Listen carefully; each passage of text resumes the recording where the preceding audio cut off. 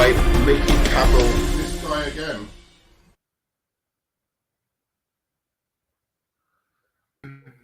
Hello and welcome to another episode of With Enough Prep Time.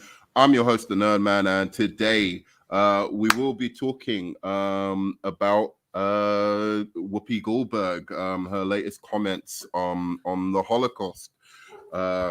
Very fun topic. We will be also ranking best and worst endings of TV shows, and we'll be talking about the new Pam and Tommy TV show. And today I'm here with the Widow, as well as Onzo of Biggerford Entertainment. Hello. So, hello guys, how are you doing? I'm doing wonderful, splendid. Good. Onzo, what's up, brother? What's going on? Is he there? You're on mute. Yeah, sorry about that. Couldn't hear you guys. No, it's What all is right. going on? What is going on? Yo, dude. So, guys, let's get straight into it. Did you guys hear about the Whoopi? Hey, Onzo, I sent you a message. You sent me a message? Okay. Yeah. Hold on. Yeah, cool. Hold on. Let me ask you this, Nerdman. Have you been watching? About Whoopi. Yeah. No right, problem. Onzo. Go ahead, Onzo. Yeah, no problem. I just wanted to know if Nerdman actually seen my 80s and 90s cartoon ranking. Have you been watching it?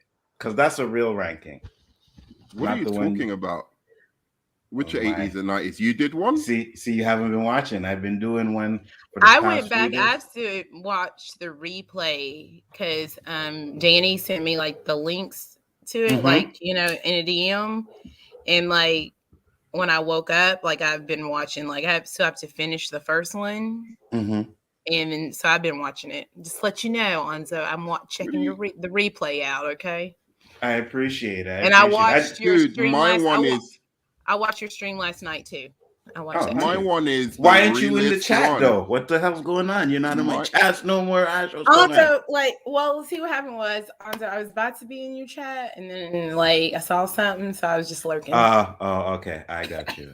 Yo, I'm just gonna say this right now.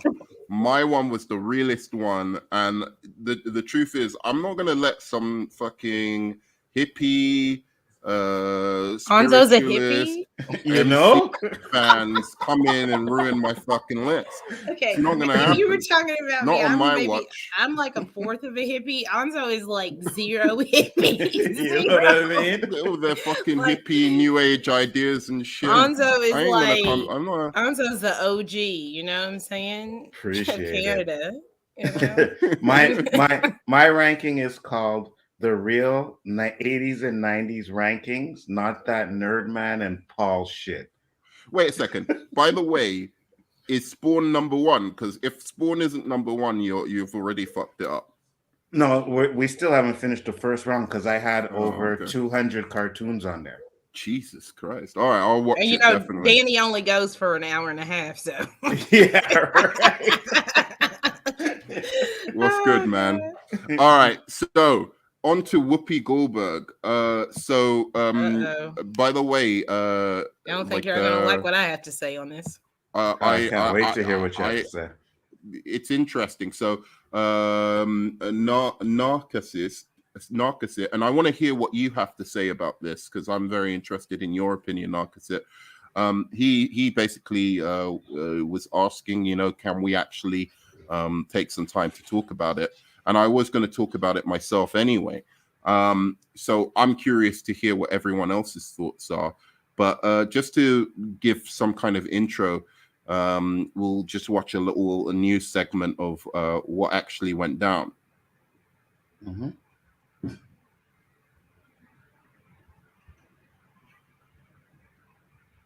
My words upset so many people, which was never my intention. Whoopi Goldberg apologizing on The View today for saying the Holocaust was not about race. I regret my comments, as I said, and I stand corrected. I also stand with the Jewish people, as they know and y'all know. Whoopi caused an uproar Monday, discussing a Tennessee school district's controversial ban on Maus, the Pulitzer Prize-winning graphic novel about the Holocaust. The Holocaust isn't about race. Her co-host seemed taken aback.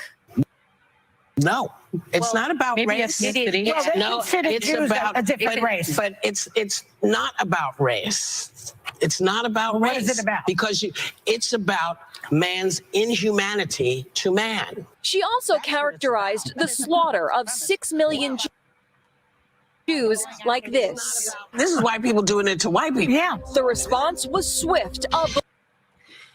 So that's essentially, the comments that were made. I'm gonna let you guys start, actually, and then I'll say what my kind of opinion was on that. Widow, do you want to go first? Ladies first. Sure, why not? I think that what she was saying, and I think that still, I kind of see her point in a way, because what she's saying is that when you see someone, a lot of the times of Jewish descent, you don't see them as being a Jewish person, especially in this country, right? You see, but with Black people, you see the race. It's always there. I think that that's what she's trying to say. And I mean, I don't know that was what she was trying to say, but okay. I think that essentially that's what she's saying. Okay. All right. And I don't think you all want to, I'm gonna leave it there. No, you gotta speak that mind. You gotta speak that mind. Had I known you had this opinion, I would have been like, yo, come on the OOC and talk about it. You know what I mean? Yeah, I don't. Yeah, that's how I feel. I think that I'm not trying to, discount anyone's suffering and the things that have happened. But what I believe is that when you experience things in society, the first thing that when people look at you, they see your skin complexion and how you're seen. Okay. And when you're seen as a Black person, that is a different experience. And that is the point that she's trying to make. And I don't disagree with that point at all. No, okay, I'm not. No, I'm not. I'm not. And you can say that I'm discounting it because I'm not. Okay, you only hear what you want to hear. And if you are offended by what I'm saying, then you don't understand what I'm saying. Okay? And that's that. Right. No one's discounting. No, I'm not. I'm not discounting anybody suffering, anything that anyone has gone through ever. Okay? What I am telling you is an actual fact. Okay? When you look at me, you see a Black woman, okay? And a lot of my Jewish friends, when you see them, they come off as a white person.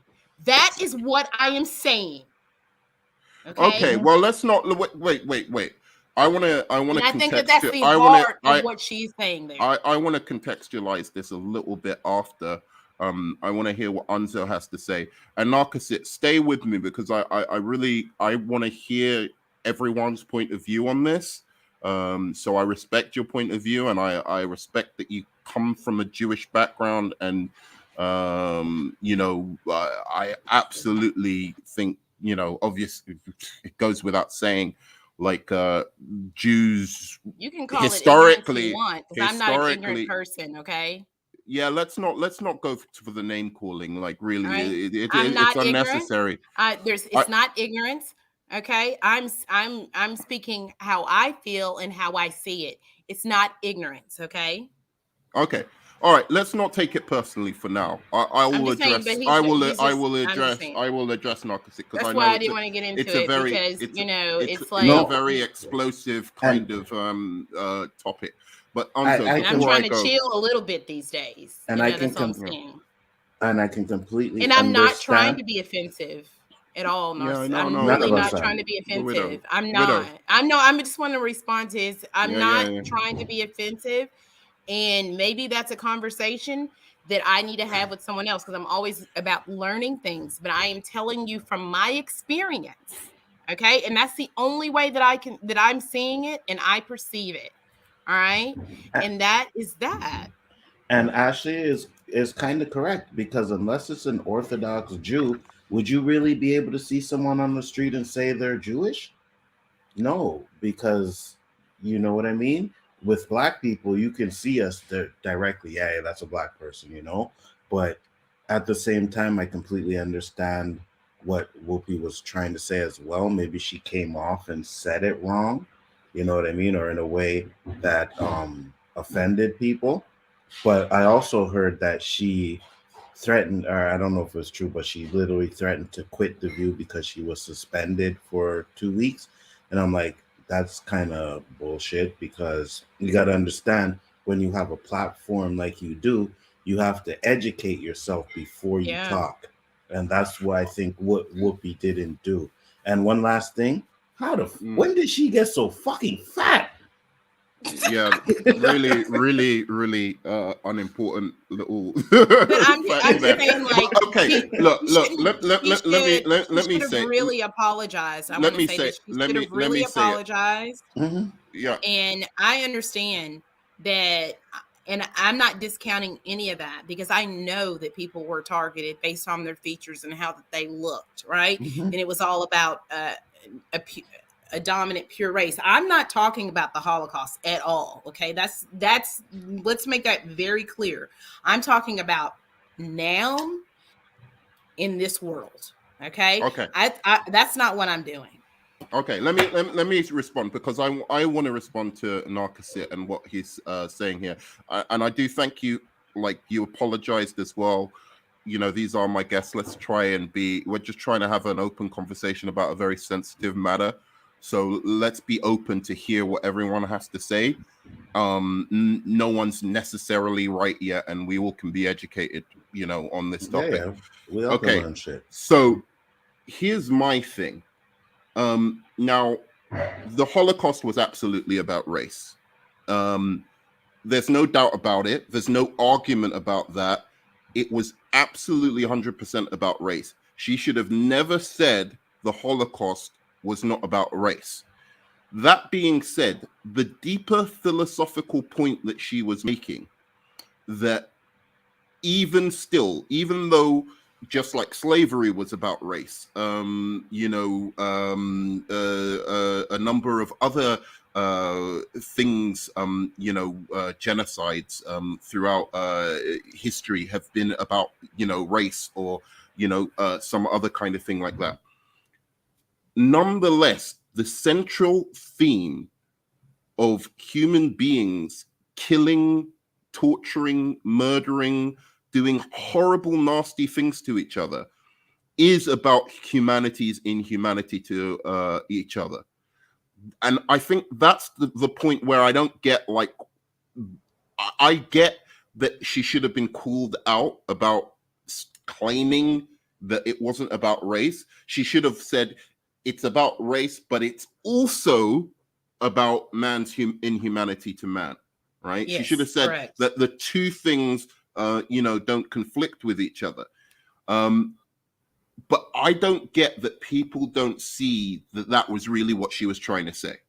I don't believe for a second that you know, it just seems to me like, you know, if somebody said that about slavery, I'm being completely honest here, Narcosit.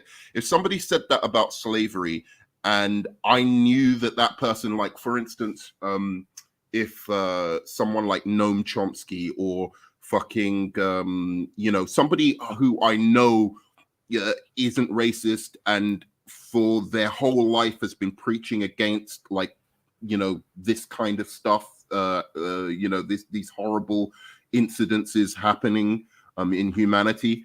Whoopi Goldberg clearly is somebody who, you know, when it comes to, like, you know, gun laws in America, when it comes to a number of different racial issues, has always been an ally to all these, you know, Asian, Jewish, whatever it may be.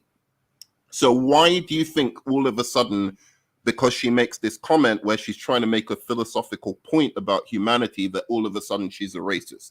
It just doesn't hang together. She said something wrong. She should have been corrected on that wrong thing that she said. But let's not like try and over exaggerate as if, you know, she meant the worst possible thing. She was trying to connect and unify, you know, Jewish people with black people, with Asian people, with all kinds of marginalized and exploited and whatever people, and say the central theme of human history, the thing that we have to overcome, is man's inhumanity to man. And just to finish this point, Narcosit, I don't know if you're aware of this, but there was a genocide that happened during World War I, also committed by the Germans. It was called. It was the. It was done in Namibia. Half the Herero tribe were wiped out by the Germans. They sent them to concentration camps. The guy who was the teacher of Joseph Mengele, he was basically you know Dr. Joseph Mengele, the guy who oversaw these twin studies and did all these nasty things to Jewish children. The guy who was his teacher essentially was overlooking the concentration camps in Namibia, and he was basically taking putting these people in slavery, starving them to death as they were working themselves to death, and then once they died, taking their skulls to prove the racial superiority of white people. So why am I telling you this little bit, Narcosit? The reason that I'm saying this is because it shows that this general theme that led to what happened to the Jews was already there. It's already inbuilt in the kind of European idea of themselves. And in that sense, Whoopi Goldberg is kind of right in what she's saying. This is a general theme that is embedded in European culture. So yeah, that's all I want. That was my kind of view on it. Sorry. Does anyone want to respond to that? I don't think that she made it into nothing. I think either. My great grandfather, my great uncle. Oh, sorry, go on. No. You please read his comment. My great grandfather, my great uncle, my great aunt, and my baby grandmother all endured concentration camps. I completely sympathize, and I imagine that everybody on this panel has had great grandfathers, great grandmothers, great, et cetera, who suffered great, humiliations and even worse, right? So the point is that why is that happening? That's the question. Why does it happen to Jews? Why does it happen to blacks? Why does it happen to Asians? Why does it happen to all of these different groups? And I'm saying that in a sense, what Whoopi Goldberg is talking about is the connection between these things. And let's not sugarcoat it. Blacks have done, like, if you look at something like what happened in what's it called? Fucking hell, I'm forgetting the like even in Africa, like certain African countries as well, where blacks have killed other blacks as well, because they're like, oh, one black race is like darker or lighter than the other, and therefore they're gonna kill and wipe out the other race. It's something that is embedded, like has been embedded since Europeans started this kind of racial politics, and it's just turned into something where it's like, really, it's an excuse for one race to dominate another. That's what it's become. Yeah. Sorry, Anzo. No. Go ahead. Okay. No. I'm done. I'll say more later, but I wanted to hear everyone else's thing. No, you're right. I mean, at the end of the day, I don't think she was trying to be hateful or hurtful to anybody. So I agree with you. Yeah. I mean, I was talking about actually the Rwandan genocide, right? Yeah. So Rwanda, PKL Entertainment even said it. Yeah, in Yep. the 90s. Yeah. So, and that genocide itself came out of the European, during European colonialism, how they told one of the races, because they were lighter, that they were superior to the other one, which See, built up resentment. I have to respond to your comment. No one's saying that our suffering is special. Okay, it's a continuation of specific things that happened. Okay, and it's a systematic problem in my country that is continuing to happen. All right. Mhm. So, Wait, Narcos, are you saying it isn't a European idea? I don't understand. Where do you think it comes from then? Where do everyone's you think history is do you special. think Like I don't do you, understand where that you're even using that as an argument. Like to me, that's silly. Everybody's history to me is special. So I Mhm. don't know like what you're trying to say here. It just seems yeah, really like I you're mean, trying to pit things against one another, and no one's saying that one group of people is suffering is more important Worse than the than others. the Okay, others. Yeah. sorry. it is. I'm saying black people are not the only ones still feeling the effects. No one's saying they're the only No one. one's saying Listen, that. listen. But I when you think hear you're black people I think you're speaking, we're speaking misconstruing. from a black experience. When you're speaking from your experience. That's the only difference, right?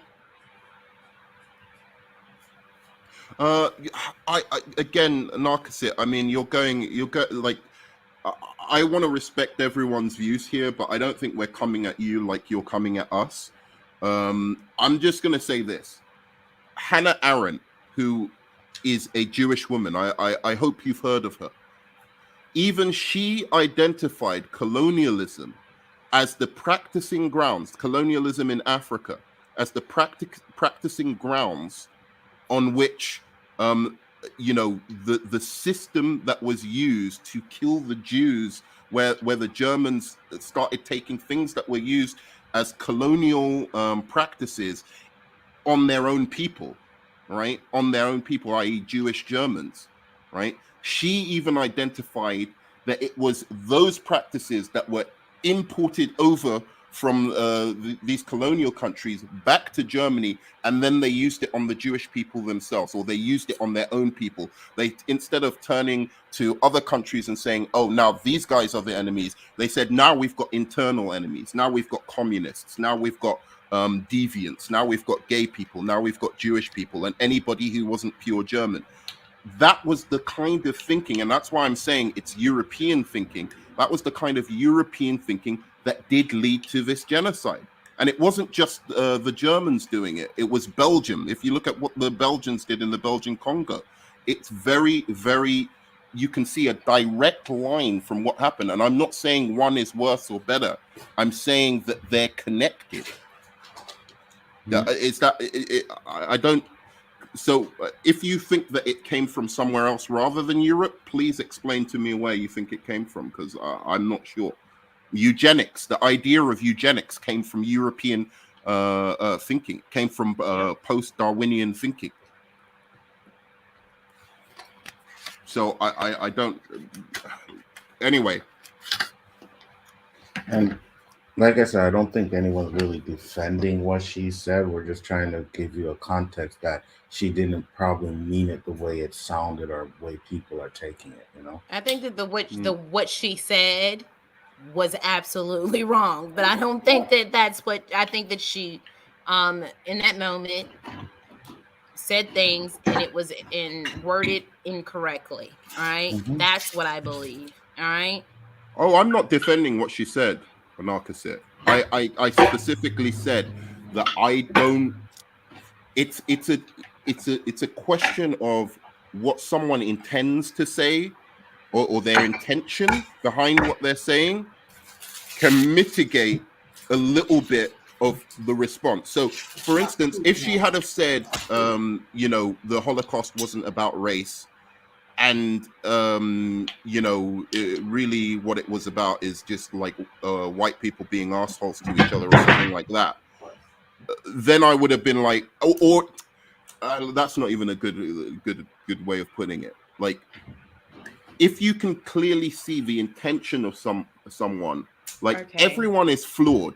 Everyone, you know, like when you're trying to, even just now, what I just said, like, isn't exactly what I meant to say, right? So everyone, we're human beings. We say things sometimes where we mean something, but it doesn't come out right.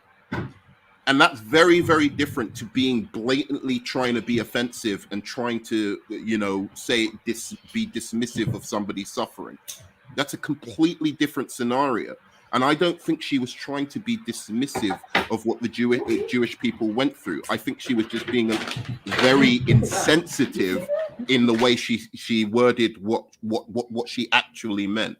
And I think that I don't see how you could be less offended by what Mel Gibson said, because he literally told a cop, "I hate Jews." He literally, those were the words that came out of his mouth. So I don't know how you could be, how is that less offensive?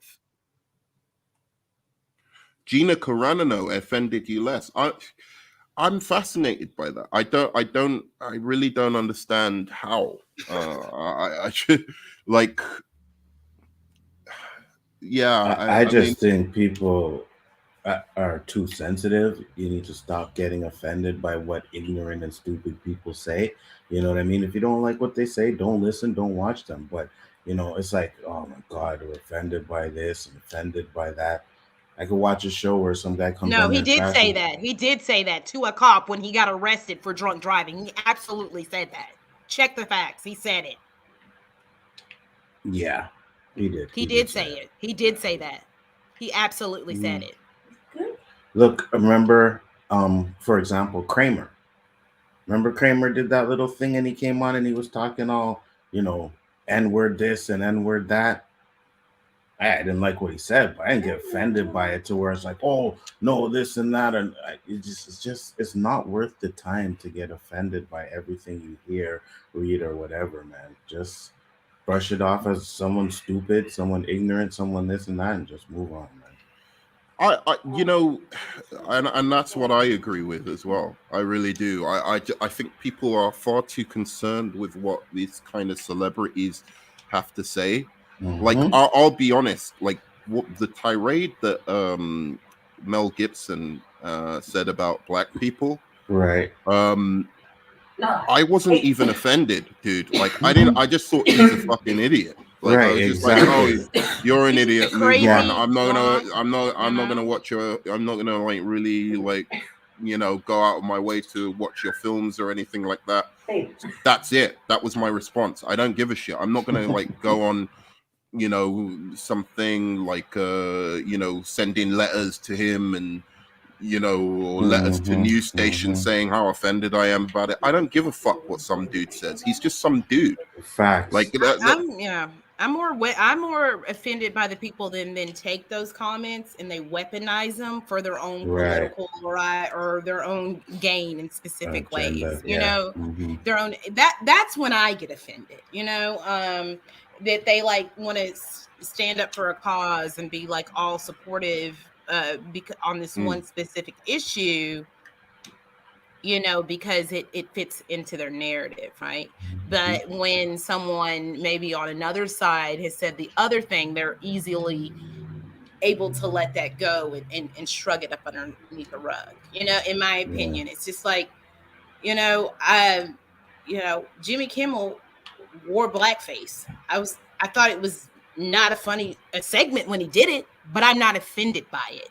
When Megyn Kelly was on her show and was talking about blackface, you know, and for Halloween, I wasn't offended by that, right? Like, you know, it's just like, man, they did that shit. They did that shit in wrestling.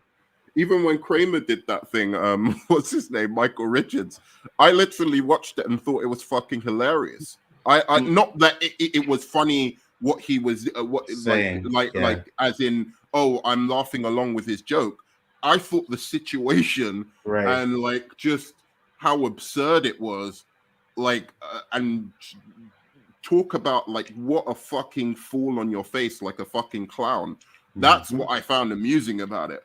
But Hulk I wasn't Hogan literally. did it. I didn't. I was like, when he apologized, I wasn't was like, surprised you know Hulk what? Hogan did it. Like, When he apologized, I was like, you know what? People are fucking human, and you know, do I think he clearly has some racial issues inside that maybe he never thought about or never really processed properly? Yeah, I do. I really do think he had those racial issues inside. But do I think he's genuinely some kind of unrepentant fucking racist? I can't make that. I can't say like from just that fucking action. Is he making All I can- donations to the KKK? No. Right. But am I surprised that a white guy said the N-word? No, I'm not, unfortunately. You know, there's times when I'm offended and there's times when I'm not too, you know? Yeah. I mean, I it's like I don't I maybe I'm wrong. Maybe I should be more offended by these things. I you know, like when people did what Michael Richards did. But it just doesn't bother me that not like he is nothing more to me than the guy I sit next to on a train, like in the fucking morning. He means nothing more to me than that.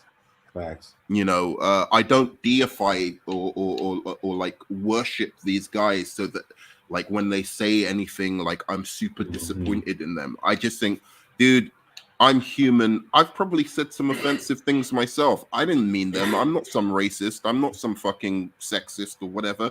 Well, you know, along the way, I've probably been a fucking asshole at some point. We are. And all we can do is try and be better people. Like when we realize that mistake, we try and be better people. And the fact that she came on, she did apologize. She did say she was sorry. And I, you know, what can I do? Like, I want to have faith in people and believe them. If she does it again, then clearly she wasn't sorry, right? Like, if Michael Richards came out again and started like dropping the N-word, like when he got pissed off, then I'd be like, okay, well, you know, you fooled me once, you know, whatever the fucking saying is, shame on you. You fooled me twice, shame on me, right? So the fact that he hasn't come out and done anything like that again, he's always continued to say that he's apologetic. You have to be able to forgive people. You know, I really think if you just keep this thing in your heart, like every time somebody says something, you'll never be able to move on in life. I don't know. It's my opinion. I agree with you because and I really feel I'm sorry, Anzo. No, I was just gonna say it. Like you kind of let it affect your life. Live your life and just think, oh, okay, that guy's an idiot. You know, you don't have to follow him, you don't have to watch him or anything like that. But to just get offended and I'm gonna go after them. I'm gonna do this and I'm gonna do that. Is it really worth that much energy? Yeah. I think that we need to focus on the people who are actually spreading misinformation in actual hate groups. These are the people that I'm offended by, right? That's where I'm truly offended. If you've said some like out the way whack shit, I'm just gonna be like, okay, I'm not really necessarily surprised. And I might just be like, okay, I'm not gonna watch you, but I'm not gonna go out of my way to like cancel you or like, you know, mount an army against you. That's just me. That's just how I feel about it, you know? I'm more focused on who's actually out here spreading hate and actually trying to do harm. And like, I feel like everybody can have a bad moment because I know I've had bad moments before too, in the same way. Who is that other? There's the I think she's got like red hair. She's kind of like an older woman who's also on The View. What's Joy her name? She's Behar. very outspoken Joy as well. Behar. Joy Behar. I think that's her. I think that's her name. Oh yeah. My mom watches The View, so I know their names. Behar. Okay. Well, she used to. Yeah, exactly. I just saw her. So what would you have thought if she had have said, like, let's switch around what she said about the Holocaust? What if Joey Baylor had have said that about slavery? That slavery wasn't really about race, it was about economics and capitalism and you know, our insatiable lust for profit, even at the expense of human suffering and human dignity. Like what if somebody had said that statement, like say Joy what was her name, Joy Baylor, what would you have what would you have thought about that, just out of curiosity? Because since just to try and get into the position of narcissist. Fucked up. Okay, you would have thought it would be fucked up. I mean, I also said that what Whoopi said, how she worded it, was not right, and it's fucked up. Mm-hmm. You know what I'm saying? Mm-hmm. But I don't feel that that's. But Whoopi also didn't say it was about economics and corrupt and being corrupt. She, that the basic thing that she said was, it's about humanity. Now, if she would have said that, I'd been like, okay, I kind of see her point, just like I did with Whoopi, but. I think Whoopi was kind of going there, but then extending upon that in other ways, but she didn't articulate that. And that's when I started what I was saying. I think that that's what she was also meaning, but didn't fully explain that. Mm-hmm. And Anso, what about you? If she had have said, if Joy Baylor had have said that? I wouldn't have cared. I've been like, okay, you're an idiot. That's it. You know what I mean? Kanye West said that shit. Kanye West said slavery was a choice. Remember? Like I was like, Kanye West. I'm like, you're an idiot, but I didn't like, oh my God, Kanye West is, and get all offended. And I just don't do that. It is what it is. That's what. That's your opinion. That's what you think.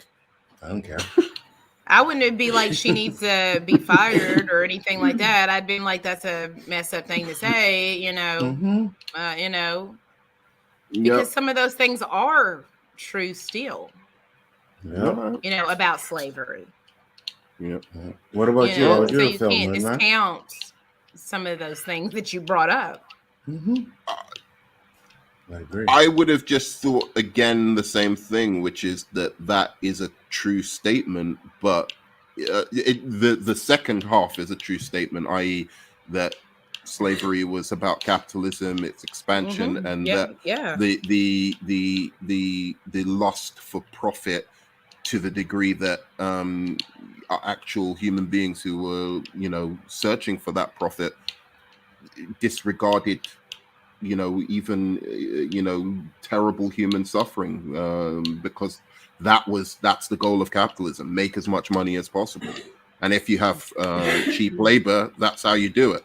So it only makes sense by the logic of capitalism that something like slavery would have been an institution at some point in its history. So I would understand that, but I would be like, but you can't say it's not about race, because it is about race also. Right? Race is a component of it was that thing, exclusive to one race of people, Right. And the way they went about justifying it, they weren't the same as what they did in the Holocaust with the Jews. Yeah. They weren't, basically they were less human. They were less human than we were, and they went so far as to say, black people at some point were just apes, that we weren't even human. So, all right, good. Dexter. So, Dexter. Finally. Finally, we're gonna do some Dexter. But I wanted to just talk about. Did you see Pam and Tommy? Pam and Tommy, what's that? You didn't see it. Okay. So what's that? You need to watch it. You need to watch you that will shit, like man. it, Onzo. What is it? It's about Pamela Anderson and Tommy Lee. Oh, really? Yeah. Is it a documentary or a docu-series? No, it's a show. Sebastian Stan's in it.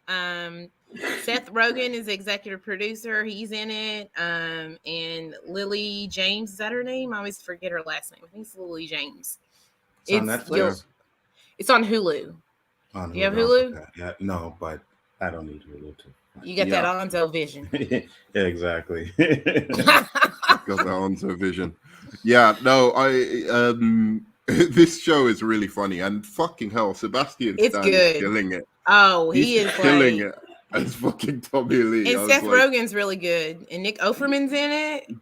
Everybody is good. Everyone's good. The girl who plays Pamela Anderson, Lily James, really fantastic, as well.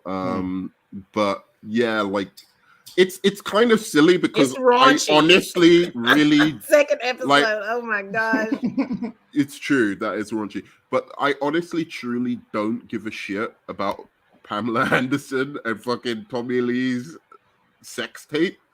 But in a way, it is interesting because it was one of the big things that started off the internet, right? It was one of the big reasons that it revolutionized the porn industry. It really brought like porn online, and it's kind of like it's not the same thing, but it kind of reminds you of like the O.J. Simpson miniseries that Ryan Murphy did, but in a different way. Like they're taking on this like big epic thing that happened. And like it talks about like fame and the paparazzis and all this stuff in like a big like time in the 90s. So it's like that, but it's a comedy at times, but it's funny, too, Yeah. Has anyone actually watched the video? Video what? Is it out there? Yeah. A long time. Really? Yeah. I've never seen it. I was like, what video are we talking about? I watched Pamela Anderson one. I watched the Ray J one. I watched really? What's that other one? The other chick, Lionel Richie's daughter. Not Lionel Richie. She had a show with Lionel Richie's daughter. Hey, can I ask you a question? Does what's his name? What's the fucking guy's name? Edward Scissorhands. What's Edward Scissorhands? What's his name? Johnny Edward Depp? Scissorhands. Johnny Depp. Johnny Depp. His girlfriend, who's Amber Heard. Has she got a sex tape? Because I swear to God, I saw her in a fucking porn. I was like, I put in Amber Heard porn for some reason. I don't know why. Don't ask me why. Like it was research. It was fucking research. Anyway, so I don't know how I came across this. I can't remember. Maybe somebody was looking on my computer. Yeah, that's what we're calling it. Yep. But in any case, I'm like Amber Heard, like porn or whatever. I honestly can't remember why I was thinking this at the time. But I put this in, or it somehow came up. You typed in Amber Heard porn, didn't you? You did it. I don't think I did. Because I don't see any reason why I do that. But like at the same time, I know that I did see this Amber Heard thing, and I swear to God, I was like, "That's fucking Amber Heard." There's no two ways about it. The woman in this thing was Amber Heard, and I like it was like a porno and whatever, but like it seemed like more like an intimate tape than like your classic kind of porno. And it was fucking porn? Amber Heard. You were looking for DC porn and you found it, weren't you? Mm-hmm. That might be it. That might be it, because I can't see myself specifically putting in Amber Heard DC porn. He's trying to see if there was like for like some Wonder girl Woman dresses like cosplay like Vixen and Wonder Woman cosplay and Catwoman cosplay. That makes sense, because I was trying to think how I came across this. But did you hear? Is there an Amber Heard one, or is there just somebody who really? Yeah, I'd never play an MCU porn. I'm just not interested. I'd be it's probably someone that looks like her. I mean, I really made that up, but I guess those are real things. So tell me about this Pamela Anderson sex tape. Was it hot or what? I don't remember it though, bro. But I don't think it was that. I don't remember. I don't think it was that great. Yeah, I don't think it was that great. Fuck, what's that chick's name? Nicole Richie. That's who it is. That Nicole. Yeah, but the one she did the show with. That's her, Nicole. Oh, Paris Hilton. Paris Hilton, her one. I watched her. I watched hers too. Comment. Yeah, I watched hers too. Nerd man, it's cool. I do my fair share of research as well. You go from Whoopi to porn. I mean, we're just like covering it all, ladies and gentlemen. Yeah, but it is a really like, and I thought that it was just a 3-part show, but I guess there's it's be 8. another... It's 11. It's 11 episodes in total. The first 3 they dropped they dropped the first 3 all at once, but then from now on it's like weekly. And I really thought when I was watching it, I thought all the episodes were going to be on there, and I didn't know how many episodes it was. And then episode 3 ended, and it was like, then I found out no. But there's 11 episodes of it though. So I mean, we just you gotta wait though. Yeah, no, I mean, and it's really funny because I was thinking like while I was watching these 3 episodes, I'm like, are they going to cover the whole like when because he gets a bit violent with her later on or something? That's what I heard. I don't know. I heard that's not in it. Oh, okay. So all of that is apparently it's because up until now he seems like pretty nice, like pretty sweet to her. Really, like it's like a really sweet relationship. Like from what I hear, I think that it doesn't cover the domestic violence situation aspect. Oh, and really? So it's more focused on the porn stuff. I think it is, but and then like how that affects her relationship and her career and how she felt about it and and the guys involved, because like there's like the mob is like behind the helping the release of the porn too, and then like you don't remember that? No, I don't know how much of this is. No. Like, that's true. It's true. Genuinely true. Like the mob, that stuff is true. Yeah, the mob funded a loan shark for the mob funded the so they could release the tape. Yeah, that's a true thing. Right, and they all got sued, I imagine, or what happened? I don't know, but I do know that that's a fact. I didn't want to I just checked to see because I watched the first 3 episodes, and what I do is like after I watch something that's true, then I research how much of it's true, but I didn't go too far in because I don't want to know too much because then it'll ruin the show for me. Because I don't really know a lot of it. I've got to be honest. I think they could have covered all of this shit in 3 episodes. To be fair, I'm glad that they're not. I like that they're showing us like every perspective. It better be fucking excellent because like we're talking about Pamela Anderson and fucking Tommy Lee's porn tape. But they're also it's so ridiculous. Goes into bigger issues. About like that barbed wire film that she was in. I know they're going to get into that. And then like the guy who, the guy who was behind it, like what he was doing at the same time. And I find a lot of that even more fascinating because he's not the celebrity. He's the one that was, out for revenge. Right. And then all that stuff was true. Like Tommy Lee really did pull put a gun in his face. Like that really happened. Yeah, no, I know. I heard Tommy Lee was a crazy guy like that. Yeah. And Tommy Lee helped with the show too. So he was involved in the show. And maybe that's why the domestic violence stuff isn't in there too. Oh, for sure. Onzo, when are we doing our celebrity porn tape? Who? You 2 together. Oh, wow. Who? What? Who? You keep your fantasies to yourself, bro.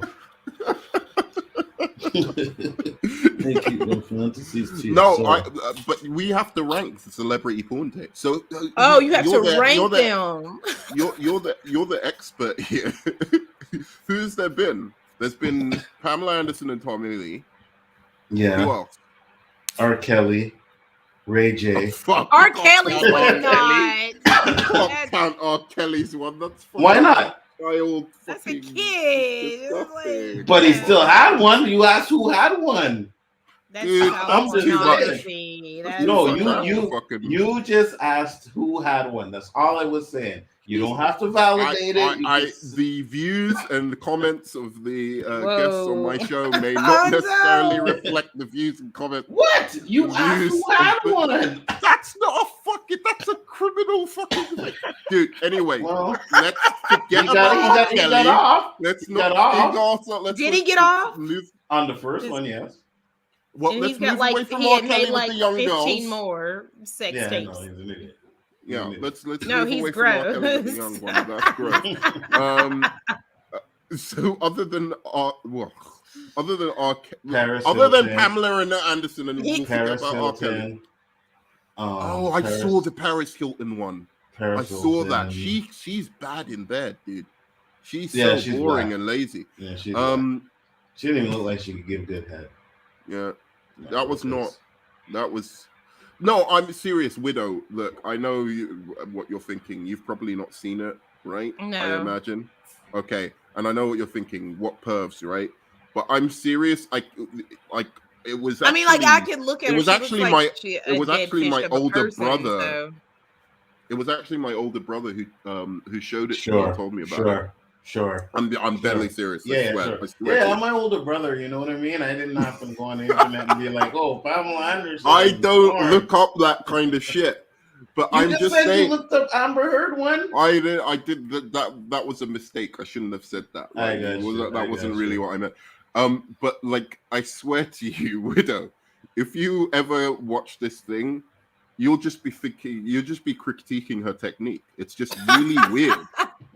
It's she's like completely uninterested in like. When I look at her, like I'm kind of like, oh, okay, yeah, I hear what you're saying and I get it just by like. I should be like, that girl's whack. I can do so much better. Like she just looks whack, you know. She's just like a whack individual in general to me. Like, so I'm not surprised, at all. I always thought Nicole Richie was hotter anyway and like cooler. I always thought she was the cool one. But when her hair was like that messy hair when she was on that show, I hated that look. I hated that whole look, like. When people like had that hair, like it was just like you know what I'm talking about, like her hair that fried blonde, like it was just like weird. And I remember being like, "Ew, I would never do that." Like it just looked really like. That's talking of TV shows that are like a complete guilty pleasure of mine. I fucking loved the what was it called? That what was their show called? Nicole Richie and Pamela Paris Hilton. Get Pamela Anderson off your brain. It was Simple Life. That Simple Life, dude. Nicole that was Richie. Trash. That was Nicole Richie was but it showed how hilarious in stupid they were, man. I was like, I remember Nicole Richie. And I remember she was like, they were like sitting at the table, and they obviously they were like, oh yeah, we're going to Walmart, and she was like, what do they sell walls? I thought that was like the funniest thing. But I didn't watch it like after, like I wasn't like super into it, but I've seen a few episodes, But I thought that was funny. I've seen a few. I didn't watch it. No, I swear. Look, dude, Paris is just an idiot. At least that's how she comes across on the show. But what's her name? Nicole Richie was genuinely funny. I'm not even lying. She had some lines on that where it was just like fucking hilarious, where she'd like turn up to like a Christian like priest's house or whatever and just like say some fucking outrageous shit. But apart from that, she was the cooler one of the two, absolutely. But my guilty pleasure, I want to ask you, since I just want to say this real quick, because everybody likes to make fun of me. Do you watch Australian Survivor, Nerd Man? No. Or Survivor. Oh my god. Who the fuck watching Survivor? They have a Canadian Survivor too. I ain't watching that shit. Canadians, I've never heard of that. I've watched Canadian Big Brother before. But not Canadian. I didn't know you all had a Survivor. I love Survivor. Yeah, we have a Survivor. And reality TV shows. Man. I love Survivor just because it's the game. That's why I like it. And it's like chess with human beings. And I love it. Like, yeah, like it's happening. I will never forget, there's just been certain women in my life who I've come across every once in a while who just bang into that shit. and they just sit you down, like trying to get you into it. And I'm just like, oh my, it's like human stuff. I can't express. Nah. What kind of reality feel shows are you talking about? shows, man. I'm not talking about like these weird ones. Mine, the one Too hot Survivor's to like handle, a game. man. That's just I don't like. No, Survivor's like a game show. Okay, like I'm not All watching. of that. All of that, that celebrity stuff with I can't, I just can't. I don't. You just watch Celebrity Survivor. How you watch The Simple Life. There's no celebrity. Yeah, Survivor. but that was the Nicole, as I said, was a standout. They have a celebrity. There's no celebrity Survivor. I swear there is. I think not in there our was. country. Not in our country anyway. I've never seen Celebrity Survivor. We don't have it. Yeah, we've had. Not here.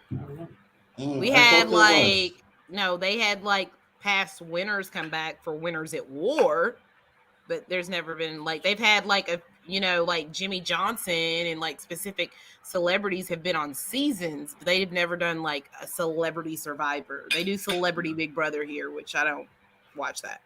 Like, all right. Sorry. Let's get back on to Pam and Tommy. Just finishing thoughts. I thought it was excellent so far. I'm really into it. I do think that they're extending it. I'm worrying that they're extending this story a bit too long. Like this could be over in like 6 episodes, given the subject matter, because it's funny and it's kind of like voyeuristic, like just a voyeuristic kind of interest in like what were their lives like, and then how did the sex tape come about. And how did it, explode on the internet and stuff like that? But that subject matter, I feel like, can only go so far. So I will be curious to see if it maintains this level of. But I think it's bigger than that because it also goes through like Pamela Anderson, what she experienced, because this stuff was it was different. Like when you think about, she was in Playboy and things like that was all of her own accord. That was of her will. But to have something private, be leaked out and then become the butt of a joke, and how it affects her and it affects him, and then like how she's perceived, and in this male dominated media outlet at the time, and people saying it's so cool that this sex tape was being released, and then like poking fun of her and like how it affects her, and then their marriage, and then her being pregnant and having kids. I think it's about that, but it's about other things as well too. Yeah, true. All right, so guys, we're going to move on to the next segment here. So just out of interest, before we do this ranking, we're going to be ranking the best and worst endings in amongst beloved TV shows, like more recent ones as well. Obviously, we have a few of them that are classics because you just have to put them on. But that's why we went like we were talking about the Pam and Tommy TV show as well, because it's like a TV show themed stream. So just a quick question: how many of these shows have you actually seen? Just looking at the list here. This is why I probably won't have much input on this because, all right, Westworld didn't see, Dexter didn't see, Oz didn't see. Whatever that one after Oz is, didn't see. Whatever that one after the one that's after Oz, didn't see. Sex and the City, didn't see. Luke Cage, seen. Punisher, didn't see the end of the 2nd season, I believe. The Little Lies, didn't see it. The Wire, didn't see the end of that. Yeah, the only ones I've seen is Lost, Breaking Bad, Seinfeld, Daredevil, Luke Cage. Yeah, that's it. That's them. Did you see True Detective? No. Oh wow, that's a good one, man. You should watch it. And what about you, Ashley? I haven't seen The Girls or Sex in the City. Have you seen any episodes in it as well? If you've seen episodes, we can judge it. I've not. I've seen one episode of The Girls, and that's it. Sex in the City, I've seen like 2 episodes. Other than that, okay. Pretty Little Liars, I've seen like a little bit of it. Cool. I've seen more of that. We can discuss a little bit of your impressions of shows that you've seen like episodes of, even if you haven't seen the finale. But like we'll try and stick to the ones where we've like seen, like at least two of us have seen like the finale of it. Okay, and you didn't see Breaking Bad, Anzo? No, Breaking Bad. I see Breaking Bad, Okay. Lost, Seinfeld. Yeah, that's it. All right. Why is Seinfeld Okay. there twice though? You saw what? You saw. Oh, What's on there Breaking Bad's twice? there. Breaking Bad. Oh, you should have better call Straw. Had better call Straw? Straw on Saul. I was going to say Straw? Saul, and I said Straw. Has that finished yet, or is it still going? Well, True Detective is technically not finished either. But better. Well, I've added ones that they're not sure if they're going to do. Series. No, season sure 4 is definitely coming. It's in development. Oh, okay. I just added ones if they haven't announced a new series, then I've added that. So like Westworld is probably going to get another series, but they haven't announced it yet. The Alienist might as well. But I also thought I'll put on shows that I think I should introduce people to as well. And each show has to have had more than one season for it to be part of this. Yeah. Just go in order, and I'll come on to the ones I see. I got to step away for a second, but go in order. I'll be back by the time you get to the. No problem. Oh no! First off, let me see what categories you have here. Okay, so I've got for the bottom category, pure nose garbage, ruined the whole effing show, nearly smashed my TV after watching the finale. Should have been cancelled a few seasons before. Good show, unbelievably bad ending. Not as bad an ending as people make out, but bad. It was all right. Is the Sopranos on there? Sopranos isn't, because I didn't know if you'd seen it or not. Oh yeah, I've seen Sopranos so many times. Oh, okay. Your rankings are actually more normal than normal. Because it's not MCU based. Yeah, it's not about comics. Yeah, that's it. Yeah, right. Yeah, not comic book movies. It was all right. People are tripping. This ending was dope. Fitting ending, but could have gone another season. And God wrote this ending himself, like it's God tier. I think I've got too many. I think I've got too many tiers, to be honest. Yeah, they kind of blend into each other a little bit. But I was getting excited with those tiers. So I'm gonna start with Westworld. I guess you haven't seen Westworld. Who, me? Yeah, I haven't seen it as a whole. No. But you've seen some episodes. Oh, okay. Which season? The first season, I'm guessing then. Yeah, the first season. Yeah. I actually, funnily enough, I wanted to put this on because I haven't seen the first and second season. I started from the third season, funnily enough. And the third season is so fucking epic that I had to put this on. Now, they haven't announced a new season yet of Westworld, so I decided, like, okay, since they haven't announced a new season yet, it's valid for now. And I have to say, this, for me, is fucking excellent. The third season is one of the best fucking seasons of TV I've seen. I will watch the first two seasons at a certain point, but it took some time and energy to watch the third season, so I didn't want to like jump into the first two like so quickly. But the third season was just epic. It was them in the future, and like artificial intelligence has taken over the world, and it's just an incredible show. I don't want to give more information about that, so I'm going to put this in God wrote this ending himself. It was written also by the writers of The Dark Knight. Mm-hmm. Fantastic show. If anybody has seen Westworld, let me know what your thoughts are on Westworld if you've actually seen it. PKL Entertainment says Westworld season 1 was good, but it went downhill after that. Season 3 was very disappointing and underwhelming. Fascinating, because I thought. See, I've heard people say that they had issues with season 3. For me, I think I'm gonna try to give it another shot at some point. I watched it, but the first time I just couldn't really get into it. It wasn't because I thought it was trash or horrible. I I wasn't connecting with it, I guess. And sometimes I can do that with specific shows, and then I'll go back and revisit them, and I'm able to get something out of it. So like I can't really speak upon the ending, but I didn't think it was a bad show. I just wasn't really invested. That's how I felt about season 1. And the reason I actually watched season 3 is because Aaron Paul from Breaking Bad was in season 3. And I just really like him as an actor. So I just kind of like threw on the first episode thinking, oh, you know, I'm probably going to watch it and not understand what's going on and just like end up just, you know, watching one episode and leaving it. But I watched the first episode and Aaron Paul is fantastic in it again.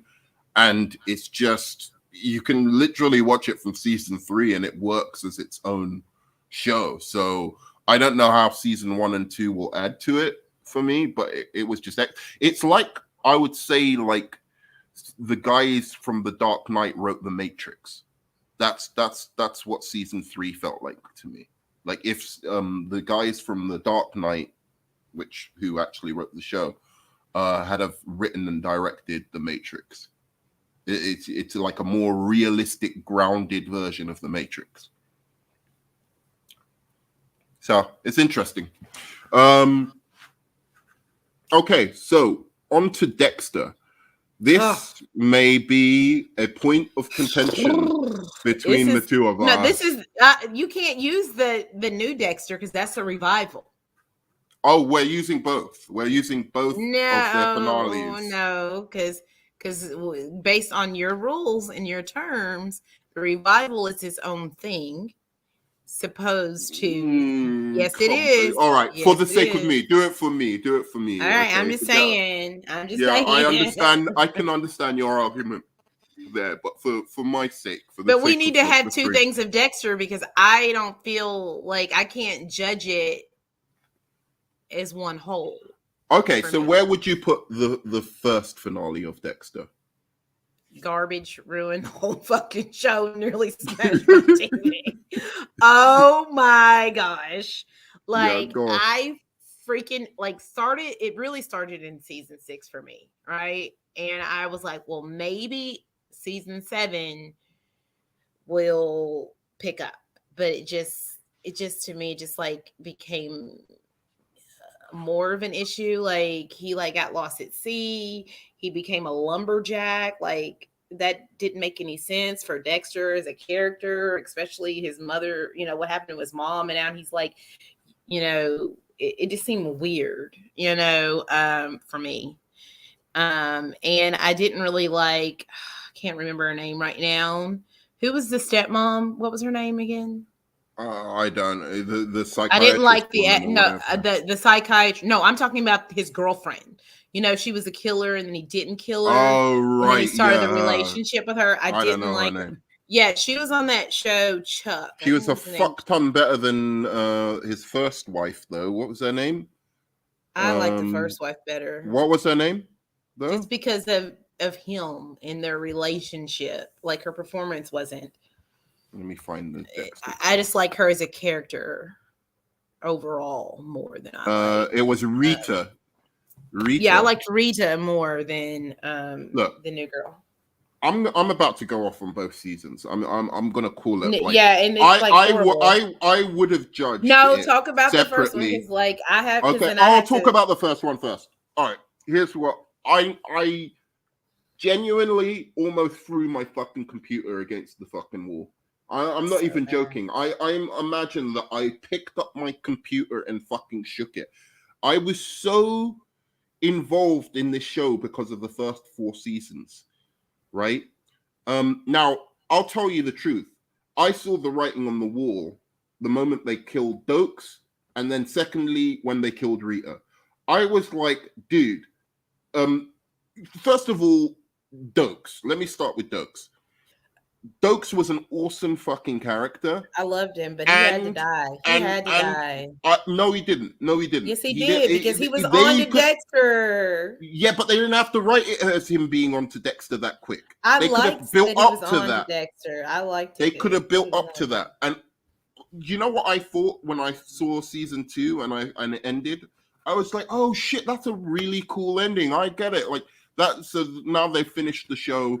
Dokes gets killed, Dokes gets framed for it, and that's the end of the show. That I honestly believed it was that. I was shocked when they announced the season 3 because I was like, that's the perfect ending to the show.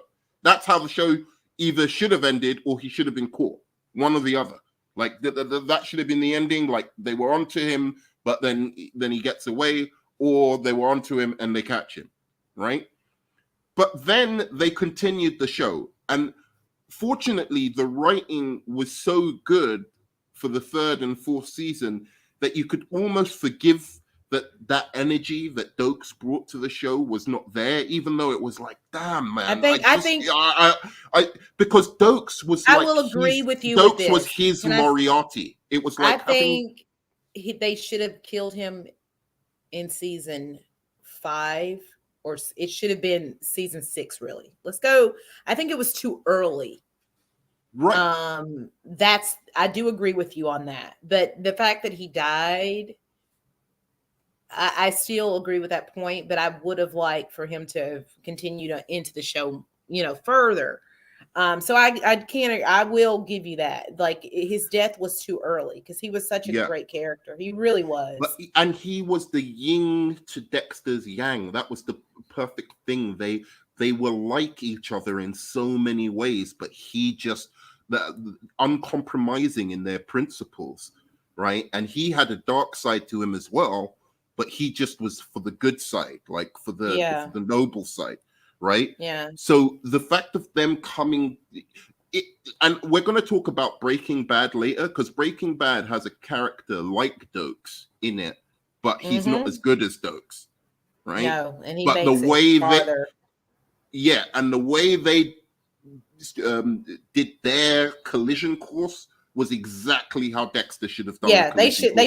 It should have been It should have been season 7 would have been the best. You know what I'm saying? Right. But if it would have been, I could have, but 5 or 6, yes. But more on the lines of 6, but 7 would have been the most perfect ending. And then, if you wanted him not to be caught and he gets away or whatever. And because I kind of liked that he got away so we could have this revival moment, but I didn't like the way it was executed in season 7. I didn't even. I think like that the we fact could that he have got we away. could have saved. I liked it because I liked the fact that we get to see Harrison older.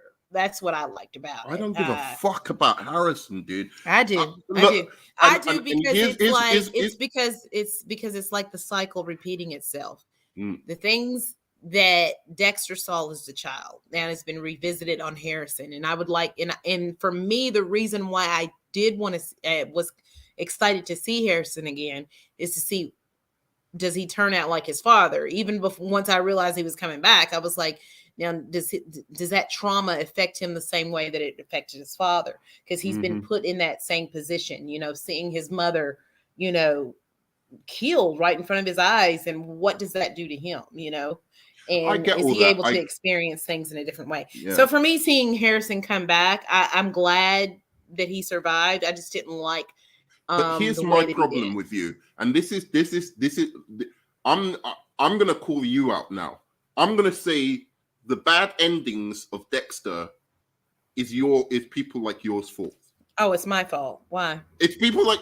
Okay, I like the revival. Let me start off with this. First of all, they fucked up by killing Rita. Rita's death was so fucking dumb. Everyone was celebrating doing backflips about Rita's death. Rita was the most important fucking character, even more important than Dokes.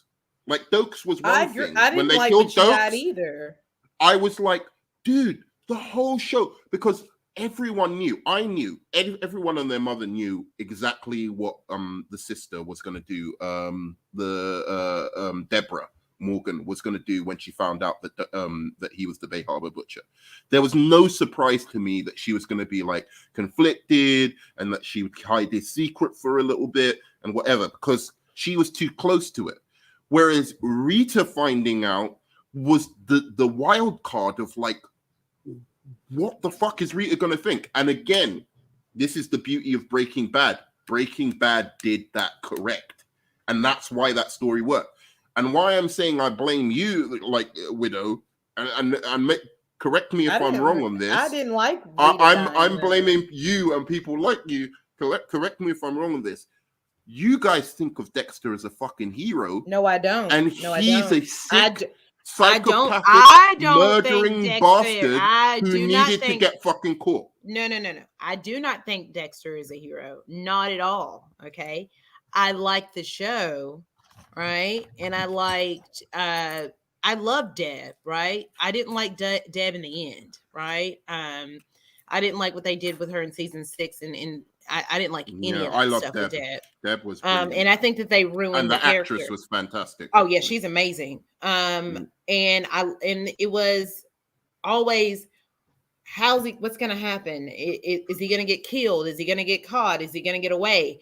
So all of that for me, I never thought that he was the protagonist, but he was the antagonist at the same time, right?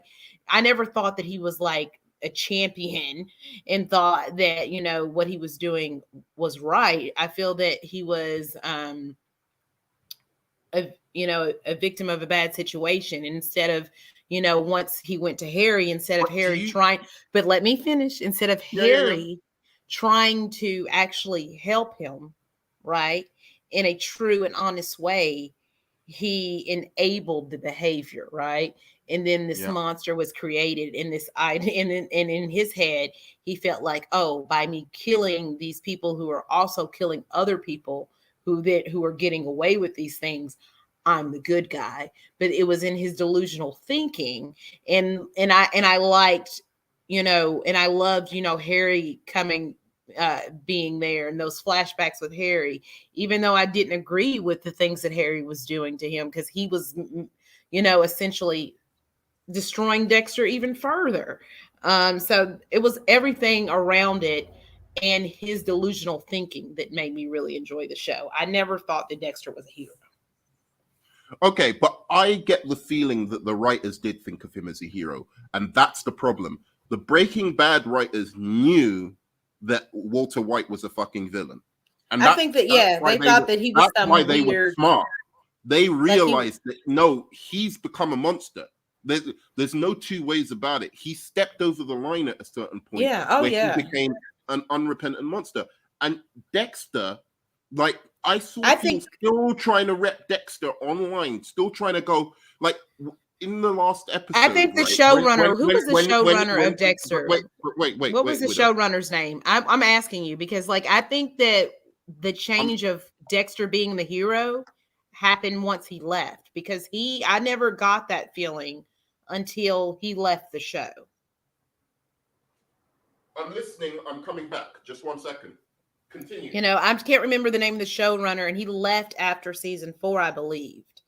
And I felt like it was always Dexter trying to stay one step ahead, always being close. And, Rita died because of him. And I think that that's the way the direction the show was going, that everyone around him is suffering because he's a poison in their lives. And then once he left the show, it became like he's this anti-hero that we must champion for. And I think that that's where the show shifted in a different direction. Well, I didn't mind. See, the thing for me is I didn't mind them taking Dexter on a route where at first he is like a kind of anti-hero. But I liked that when they went to those dark places with him, where you realize, no, there's no way you can do this without you bringing this darkness on even the people around you. There's no way you can do what he's doing without harming innocent people needlessly in the way of doing this. And the reason why I was like, this guy's an absolute monster, you can't take him seriously, was like he started killing people who the police were onto. Yeah, right? It wasn't like people who just got away from the criminal justice system and essentially got away on a loophole or technicality or something like that. There were cases where literally, like the Trinity killer, they could have caught the Trinity killer. They could have caught him. And it was Dexter preventing them, getting in the way, because it was more important for him to fucking for him to be. Yeah. And so you know, think about all the harm he's doing to like victims, right? Like who have to worry for the rest of their life that this fucking murderer of their family is out there. And he chopped them up in the most gruesome way. Yeah. You know, he not only did he kill them, he then chopped up their bodies. Yeah. So it was very innocent people as well. There was like several innocent people. I liked him when he was like himself. Yeah, I liked him. You know, that was what I loved about the tension between him and Dokes, especially at the end. I was like, wow, this is really great because he can't kill this guy because of his code. But eventually he was just like, you know, if somebody's really in my way, I'm just going to fucking kill him. You know, LaGuerta, he was literally going to fucking murder her. Yeah. There was some other people who, you know, like hadn't done anything, hadn't killed anybody who he killed during the show. So I was just like, I don't see. That's why there were people online. I swear to God, like people online on Twitter going, "Oh, you know, Dexter New Blood doesn't make sense because why did he kill that black cop?" Right? Like at the end, like Dexter would never do that. Yes, he would. What are you talking about? Have you been watching the fucking show? And another thing is, I was going to say is that like Dexter, in the revival, his son realizes, oh, this is not just your code. You're just not killing bad guys who are getting away with harming other people, and we're not helping people. You know, Coach was a good man. He was a good man, right? And to me, that's why I do like the revival, because in the end, he doesn't get away with it. He doesn't escape from his son. He is killed by his own child because his child sees him for what he truly is, you know? Yeah, but that came too fast. I'm sorry. I don't think it came too fast. No, that was awful. Yeah, you had Batista on the way. You had Batista. I think that was silly that they left that on the table. Dexter, like, how can you do that to us? We've been waiting all this time to see how he would, like, the last season of Dexter for me should have been him on trial. I don't want to see a trial drama. Come on! I didn't want to see that. Awesome. I didn't want to see that. I liked the fact that his girlfriend was on to him, that she helped figure it out. You know, and he felt very comfortable thinking, you know, he was going to get away with it and charm her. And she was like, no, I'm not having this, right? And she caught him. And then when he's in that jail cell and then he kills Harrison's coach, and then, you know, at first Harrison is on board with this, even though before he does seem like he's kind of like questioning it, you know, a little bit. You know, you could feel that he's slightly uncomfortable with things. But then when Dexter does that, he realizes all the hurt that his father's caused. That if it, you know, his mother, his Aunt Deb. Mm-hmm. Go on. You know, all of those things. And then once he realizes, you know, you're not the good guy here, you know, and he kills him. I thought that was a good ending, but I would have liked for Batista to arrive, right, and to have that conversation with Angel. You're blowing my mind right now. You're trying to tell me it wouldn't have been entertaining TV to see all of the people realize that Dokes was not the fucking Bay Harbor Butcher, to see all the people in Miami, like, who were repping. No, I don't want to see a trial. To figure them for them to be.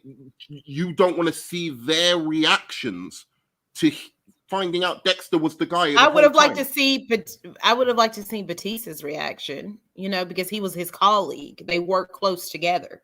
Yeah, but the Masuka, all of them. I would have liked to see all of their reactions. Yeah. Like Masuka, I mean, I would have liked, you know, but I wouldn't have wanted a whole trial drama. All right, even if it was one fucking episode, even if one episode, you know, I could have lived without it, but I could, then, yeah, one episode, yeah, I would have taken it. But the fact that he was killed, I felt like he needed to die. That was too easy for Dexter. That was way too easy for Dexter. And I've got to come back. Being killed by your child is not easy. That is too easy. He got the easy way out. He got the coward's way out. No. Yes, Nerdman, Dexter is the killer, but the point is, this is what I'm talking about. This is exactly the attitude I'm talking about. Yes, Nerdman, Dexter is the killer, but the point is, he still was doing good if you just take a step back. No, he wasn't. He was taking away cases from the police force, which they could have actually solved homicides. His own sister could have solved these fucking homicides if it wasn't for him. Instead, these people disappear for life. Nobody knows what fucking happened to them. The victims' families, the body parts started. Body parts washed up, so they eventually. No, not when he started putting them in the Gulf Stream. They were never discovered. So people like the Trinity Killer. I'm saying, but there were people there. I'm not saying all of them, but bodies were discovered. Yeah, in the second season, and then he started he found a different place, the Gulf Stream, to then drop the bodies so that they were never discovered. Would never be. I know.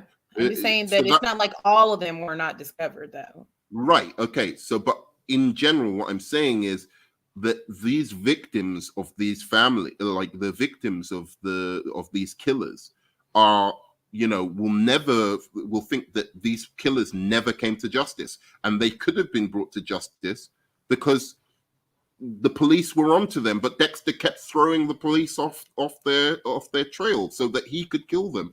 And that's not even the worst part. He actually killed innocent people. Yeah, I agree. Like, but I'm agreeing. But I'm saying Jack's Law is there saying, like, no, if you think about it, if you take a step back, he was doing good. No, he wasn't. There was nothing that he was doing that was good. If it wasn't for him, his wife wouldn't be dead. If it wasn't for him, his sister wouldn't be dead. If it wasn't for him, he killed Rita, he killed Oaks, he killed so many people, and so many people died.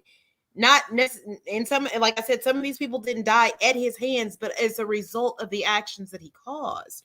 So he was this negative, poisonous, dark force all around. And I think that you guys are still on the first one. We're still on Dexter. The first part of the show did a good job. And once I keep forgetting the showrunner's name. Once he left, I think that a lot of that started to get mixed and muddied a bit. Even though Deb died because of him and Rita died because of him, I think that whole, but he's our hero, he's the champion, became more obvious. I'm telling you, they misunderstood this character, because there could have been a satisfying ending when the last season was the police force, the Miami, were back onto them. They realized, hey, this doesn't make sense. Dokes was not the Bay Harbor Butcher. There's a guy out there still doing this. And then they go after Dexter. I mean, the fact that they saw Dexter they saw him fucking murder the guy right at the end of season 8, right? Like the brain surgeon. They saw him kill the guy. All of them. The woman. And then they just were like, oh, okay. They don't mind. Like Batista, Masuko, all of them were watching as he killed this fucking guy, and they didn't say anything, and they just let him run away. It's crazy to me. And then they had the opportunity to fix it again, and I was loving that last episode of Dexter True. What was it? True Blood? What was it called? New Blood. New Blood. New Blood. I was loving that last episode when, he was just squirming, trying to get out of it, right? And she was onto him, and he was dead to rights. Batista was on the way. I was like, yes, finally, they're doing the right thing. They're gonna catch him. He's gonna have to go on trial or something like that. Even if they didn't show the whole thing, it didn't have to be like Law and Order as Film Elite is saying, but show some of the reactions of these people realizing who were in Dexter's life, realizing, holy shit, he was this fucking guy the whole time. That was the whole catharsis of this, to finally see what people would think of him. And I can't believe they fucked it up twice. I was so mad. I think that they fucked it up the first time. The second time, I think they completely fucked the only it up. thing is that if you're gonna act like Batista's on his way and on a plane, he needs to show up. Yeah. I feel like All right. that was the miss mark there. No. Well, I'm putting it in pure nose garbage for both seasons. I'm not. But for the sake of Onzo, we're gonna move on to the next one. So Let me see. where are you putting it? I gotta Where go are you up a putting it? bit. I gotta find it. It was all right. Not. It was all right. Okay. Just So because that means it goes to. There were certain things that, you know, in the final episode that I did have some issues with, but I don't think it was just the worst. Because I did like the fact that Harrison killed him, and Harrison realized, and that there was that moment where even Dexter realized. I liked all of that. I think a show like this should have been 5 seasons and literally like just tightened it up a little bit, kept Dokes for 3 seasons and had Rita and everybody find out at the end, and it would have been a perfect show. As it is for now, I think it is in the right place. It's a good show with an unbelievably bad ending. Like, so unbelievably bad. Like, that's why I'm always saying to Game of Thrones fans, like, you know, I always say to Game of Thrones fans, like, you've got to watch Dexter before you say that's the worst ending of all time. Dexter's is, for me, one of the worst endings of all time. It's me, the first season, the original run is absolutely the worst season ending to any show that I was so invested in. Yeah. It was bad. It's worse than Sons of Anarchy. Yeah. Did you see the message I sent on Twitter? No. Okay, cool. All right, so Dexter goes in, good show, but unbelievably bad ending. So we go to Oz. The ending of Oz. We've all watched Oz, right? Yes. Yeah. Onzo, you watched Oz? Is Onzo there? Okay, Onzo's still gone. I fucking loved Oz for the first 4 seasons. Once again, a show that really, they killed a fucking character that should never have been fucking killed. And it ruined the show, quite frankly. And that was Adebisi. Adebisi should never have died until the last fucking season.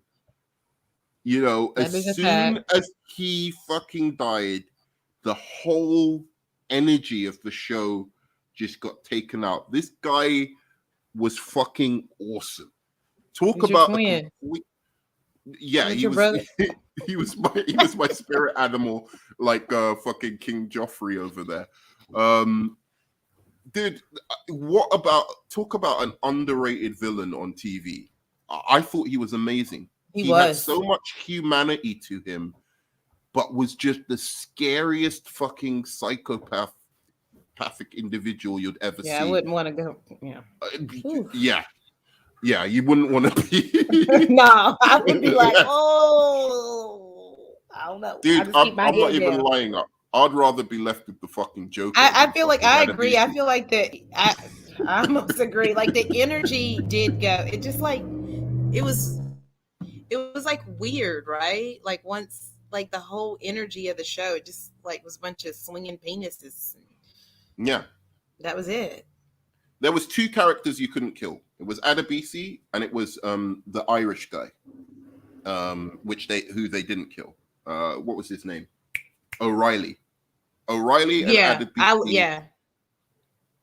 You kill them, you finish the show, as far as I'm concerned. And they didn't have to kill him.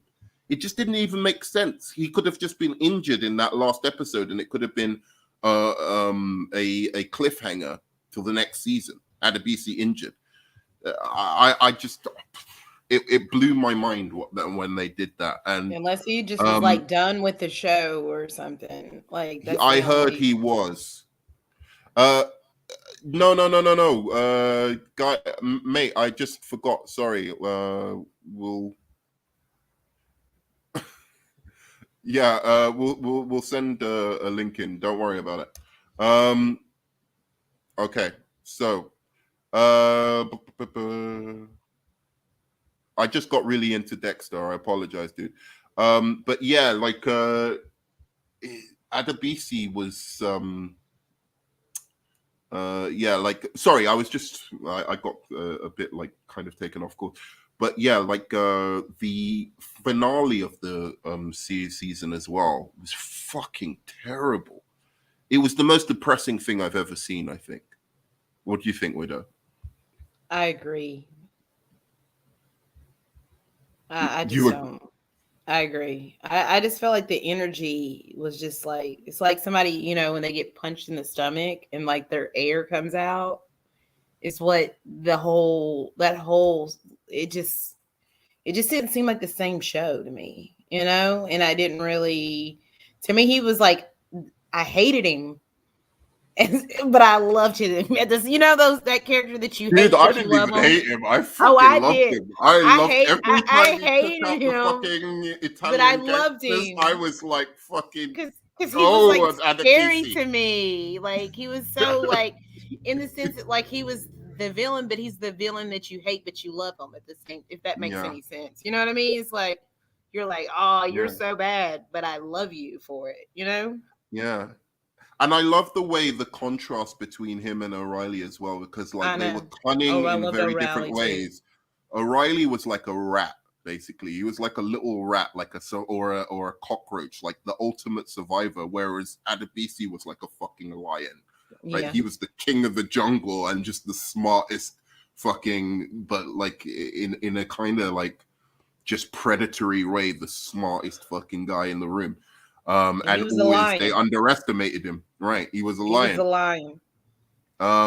But what I was gonna say is like even independently of that, I mean, like the show did go downhill with him, but even independently of that, I couldn't have dreamt, because to me, I think this show was better than Sopranos for the first 4 seasons.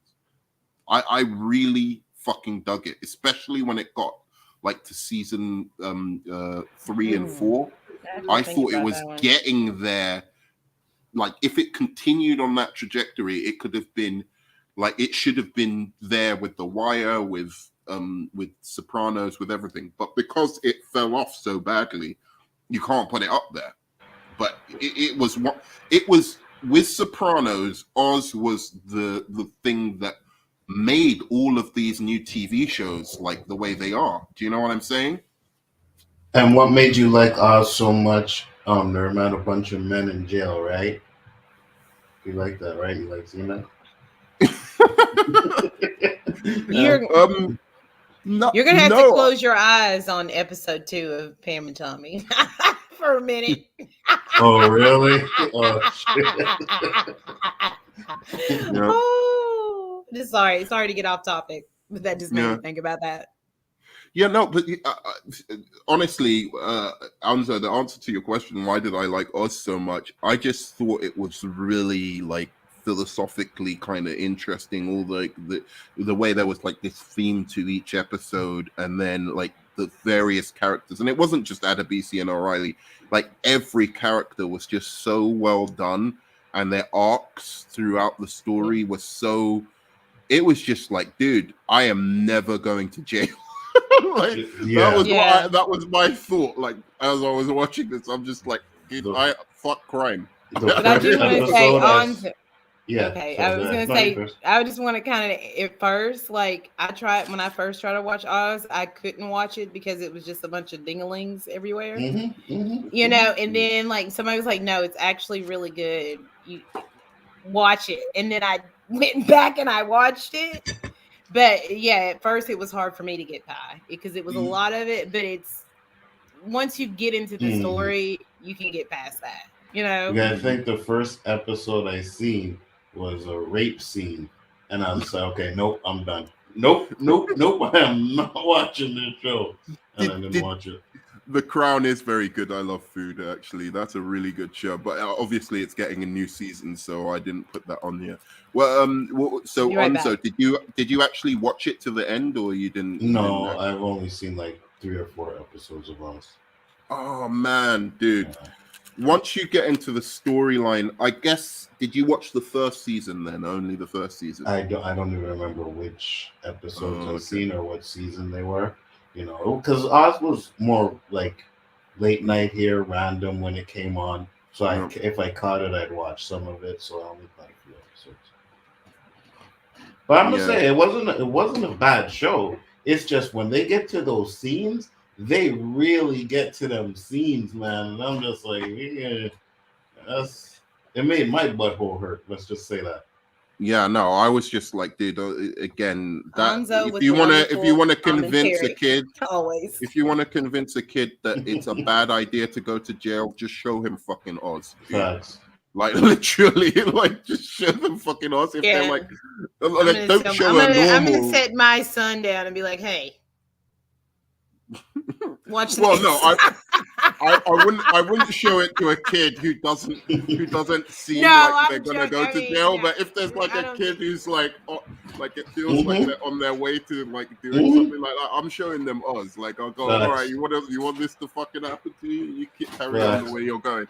But like, yeah, it was fucking excellent. All the characters were excellent, but the ending was one of the worst endings I've ever seen. I've got to put it in nose garbage. Pure fucking nose garbage. I couldn't believe the ending, and it became really unrealistic as well. The last season, right, Widow? Like the actual ending was super unrealistic. I would put it should have been canceled a few seasons before, just the one prior, really. Yeah. All right, I'll agree with that. Because I don't think it's like when I think of like really, really bad endings.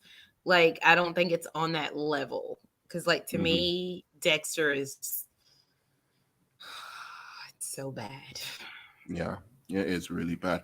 All right, let's go to The Wire. Who watched The Wire? It was you, right? Yes, I watched The Wire. So this is all you. I've only watched a few episodes in the beginning.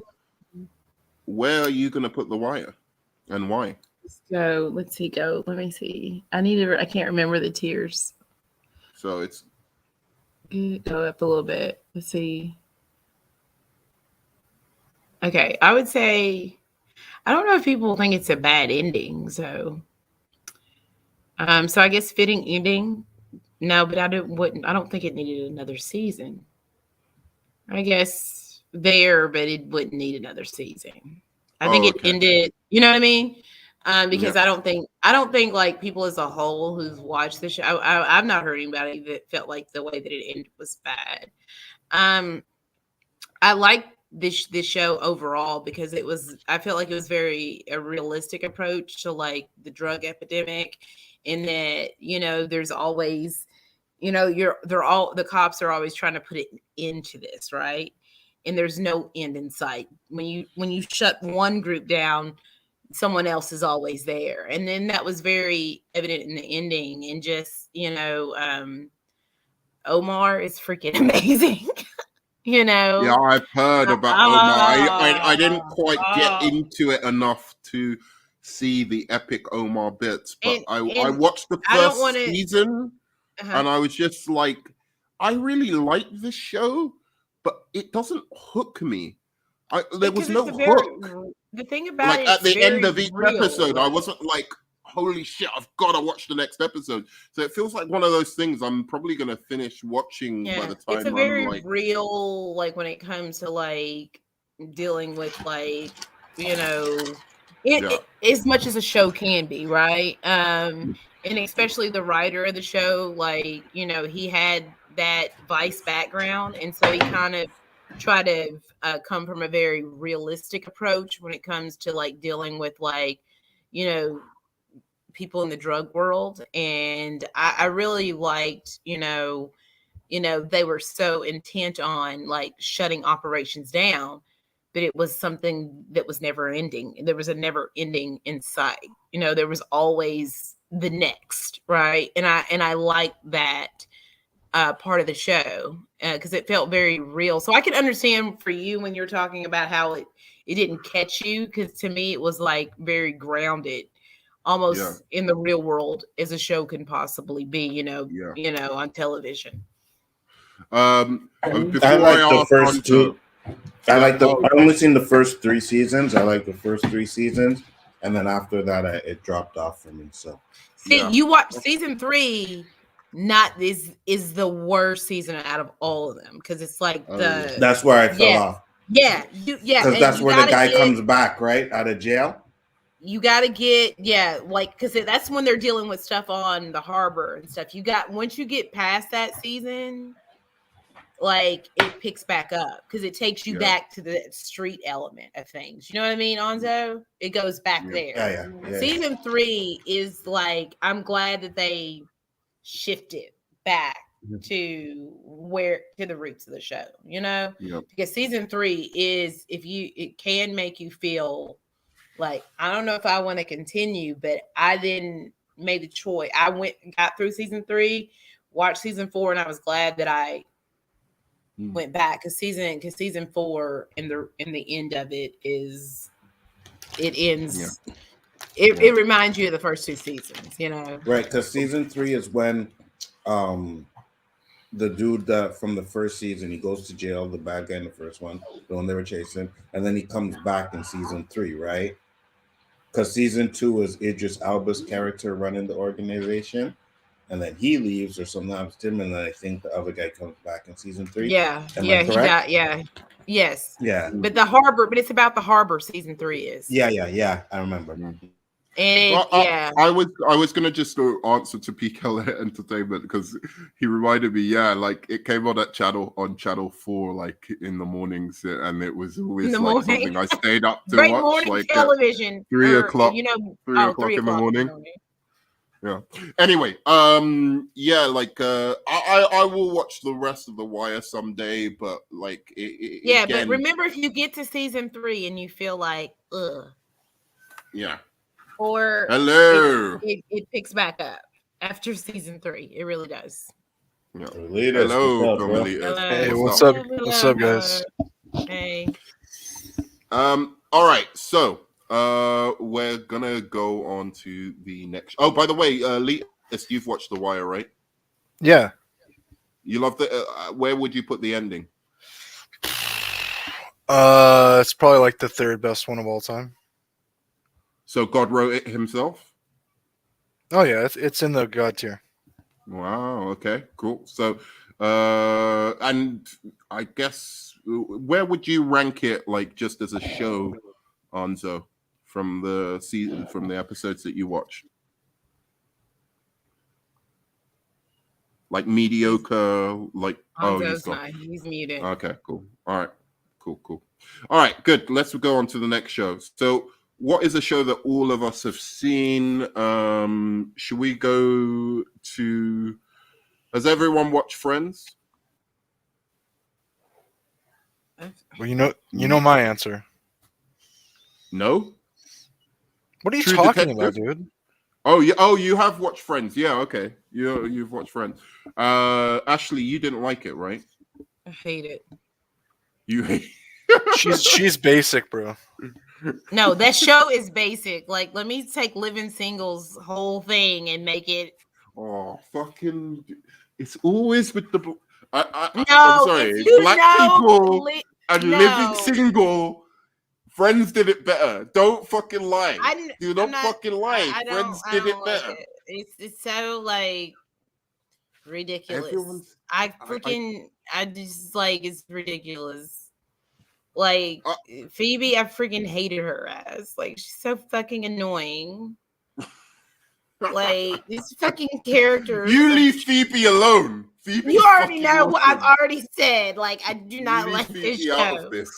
I do not like it. I do not like it here or there. I do not like it anywhere. I will say I can't watch that show anymore. I've seen it so many times, and it's gotten annoying to me. Well, I like the first 4 seasons of this show, and then I thought it went downhill. I thought they just completely betrayed the characters. They were more nuanced and interesting before, where it wasn't just like they were just caricatures of themselves. They were always and then by the end of it, by like the last 5 seasons, in fact, it was the first 5 seasons that were good, but by the last 5 seasons of that show, they just became, the comedy was so broad, it was so like a caricature, it was like fucking Joey. I don't believe he could live. I just don't believe that guy. He's so fucking dumb, so ridiculous. Whereas in the first one, being dumb was just a little element of his character, but there were other aspects of him as well. Right? The same with fucking what's her name? Monica Ross. Monica. She just became so neurotic, so like, oh, I've got to clean everything. It was just every joke that everything she said was about that. And it just became ridiculous. And it was all when Chandler and Monica got together. So, in my opinion, like, I didn't want to throw something at the TV when in the last episode. I wanted to throw something at the TV on the first episode I watched. And I don't think it was an unbelievably bad ending. But I would say not as bad an ending as people make out. But people love the ending. All right, I'm going to say the ending was all right. But people love the ending of Friends, and I just think it was all right. It was not exceptional. I've seen it. It's trash. It's trash. Yeah, it wasn't funny as it used to be, and it just everything you wanted to happen with their relationships happened. It finished completely pat, and that was fine. I don't mind that. But the problem was it wasn't funny. that was the thing. I didn't mind what actually happened. It finished kind of pat, as I said. Like, you know, Ross Rachel get together, fucking Monica and Chandler have a kid, all of that kind of stuff. But in the end, it wasn't funny. That was my problem with it. So I'm going to put the ending for Friends as it was all right. And Widow, where are you putting it?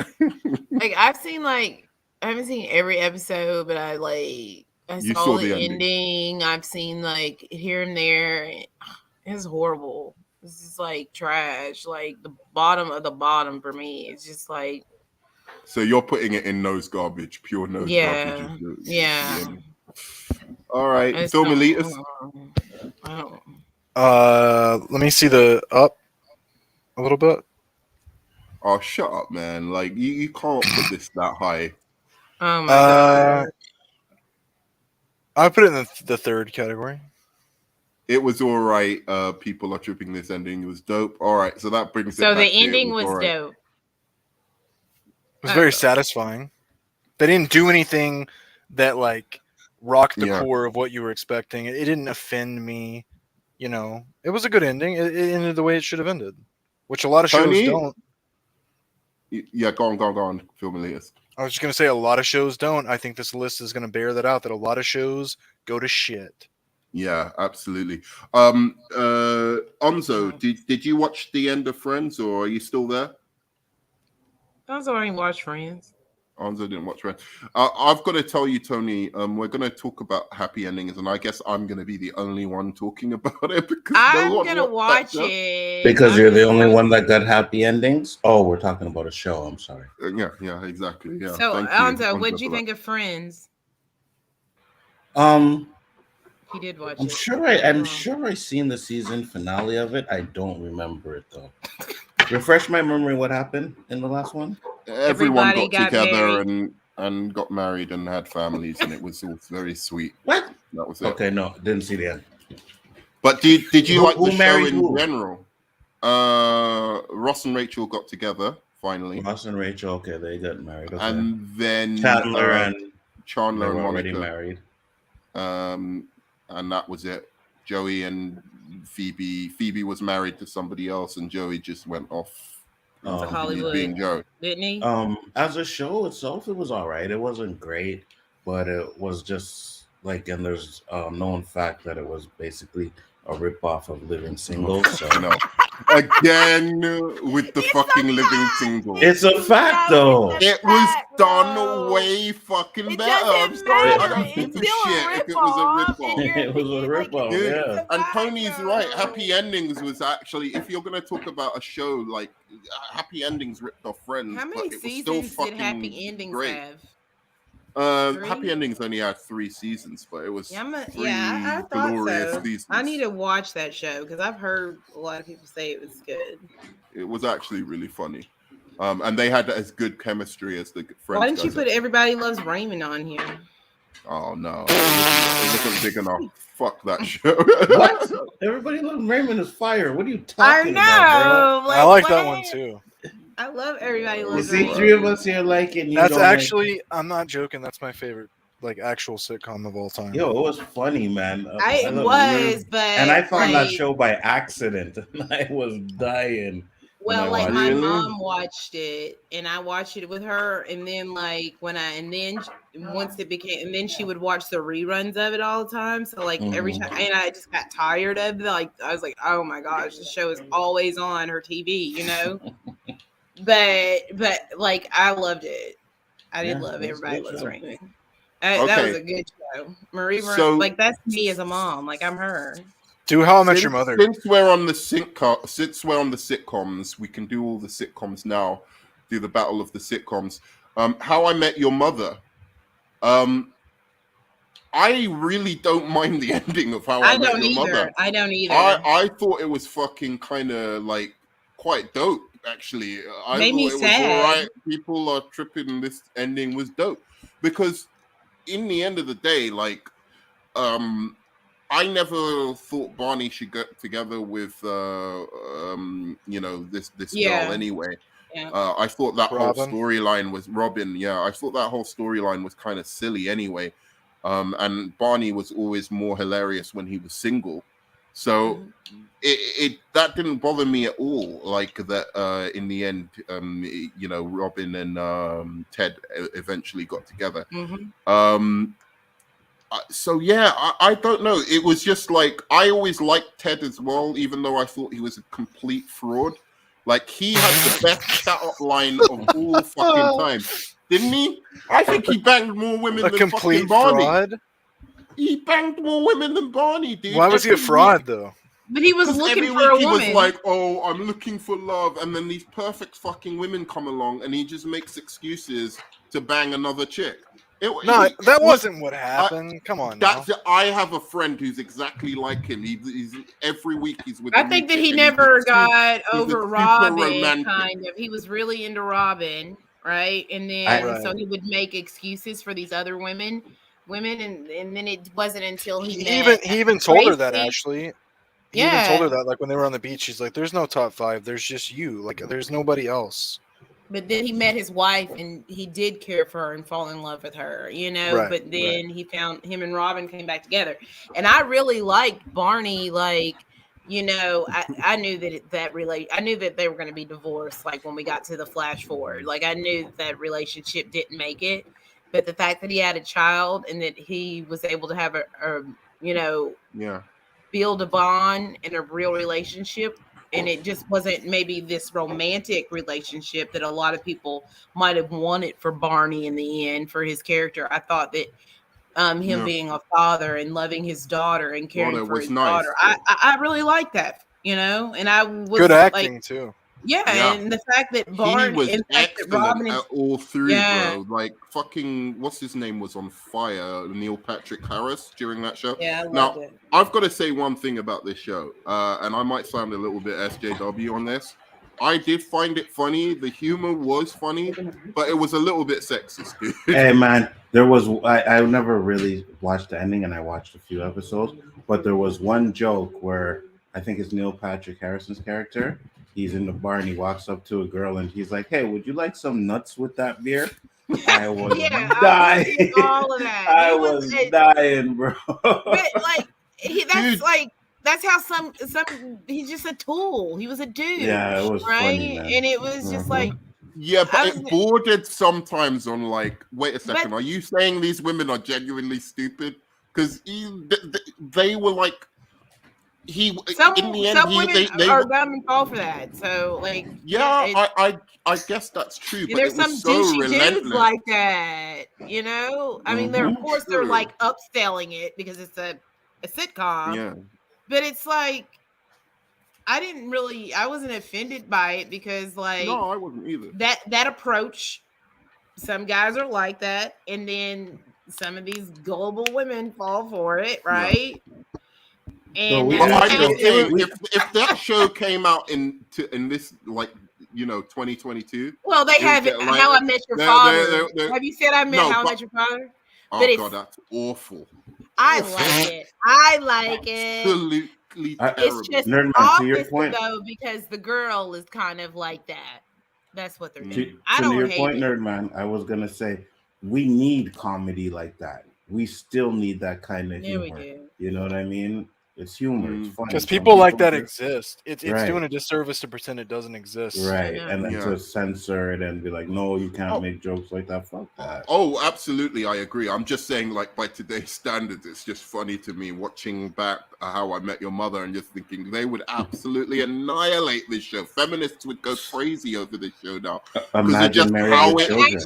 how it portrays women. It's just like they are so fucking dumb in this show.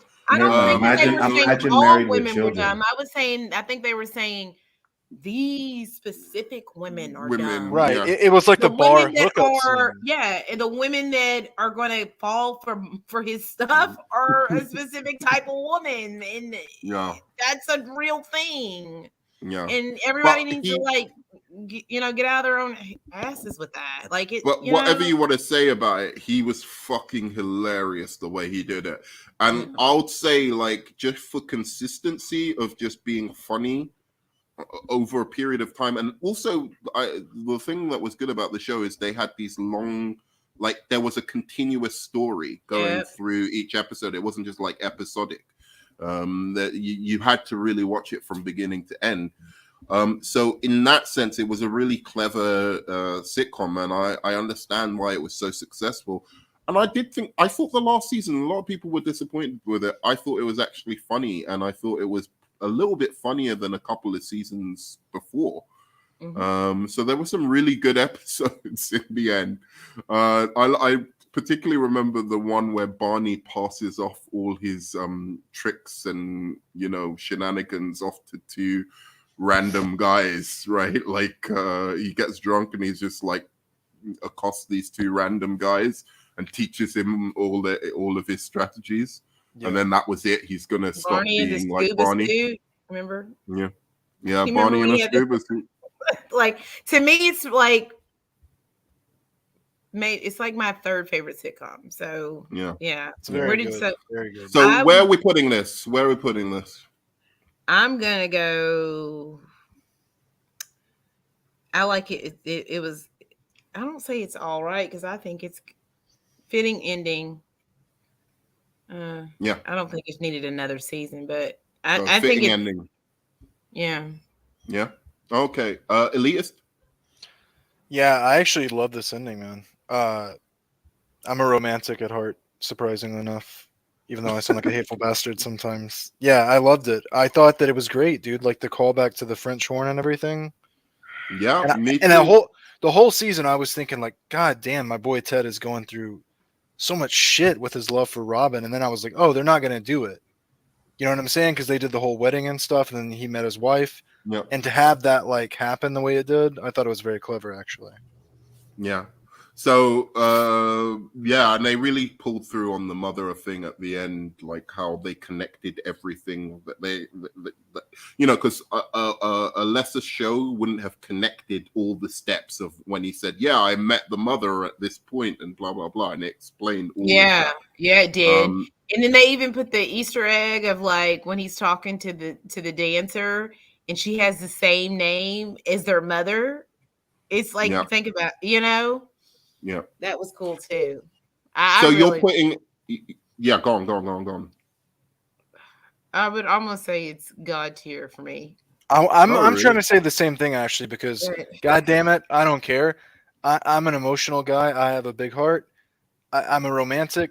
Fucking, I love me some Ted, dude. And to see that at the end, even if it's just for my own like wants and wishes, I believe in that kind of love, man. I believe that's the best thing humans do. I know what that feels like.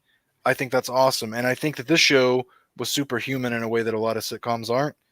The way that they talked about people's feelings and stuff. You were talking about it not being very progressive, but the way that the men kind of like in the show were so open about how they felt. At least him and his best buddy. You know, what's the other one? Marshall. Yeah. Yeah, like Marshall. Marshall and Lily's Marshall relationship. cracked me up sometimes. Dude, their relationship was awesome. Marshall's awesome. The only one I didn't really like was Lily. I never really. I liked her, but then I feel like she started getting like a little momish. Yeah. Yeah. It but just anyway, became like this like cartoonish character. Yeah. Onzo, do you have any placing for How I Met Your Mother, or you didn't really watch it? I didn't really watch it. I've seen a few episodes, but I never saw the ending. So How I Met Your Mother goes to God tier. All right, in the battle of the sitcoms, we are gonna do Seinfeld. Seinfeld next. Who watched Seinfeld? I did. Okay. I fucking love this show, man. I really love this show. But I have to say the last season was the weakest, one of the weaker seasons, because it was completely on fire for about 5 seasons before the last season. And then the last season just dipped a little bit. Not so terribly as people make out. So I'm going to put it in... for me, it was all right. But I fucking think these guys had one of the most unique comical chemistry. Fucking Elaine killed me. She was so fucking funny. Funniest woman in a sitcom ever. I don't give a fuck about I Love Lucy or any of those shit. Elaine is the funniest chick ever in a fucking comedy. And then fucking George, amazing. Fucking incredible character. I love George. This guy was so dumb. Like, I fucking loved him. So yeah, a show completely about a bunch of sociopaths hanging out together and it was hilarious. Widow, what do you make of it? This is like kind of like when I talk about Everybody Loves Raymond. Like, I like this show, but this was another one again that after a while became really annoying to me, because this is another show that my mom like constantly, it was always on my television, you know, and it was just like, okay, we've seen that, Mom, we've seen that, you know. But I like Seinfeld. I would say the ending was all right. I thought it was funny overall, but it's all right. I don't think it's like the greatest show, but I did like George and Elaine. Yep. Onzo. I thought it was good. I thought it was okay. I mean, did you see the ending, and where would you rank the ending as well?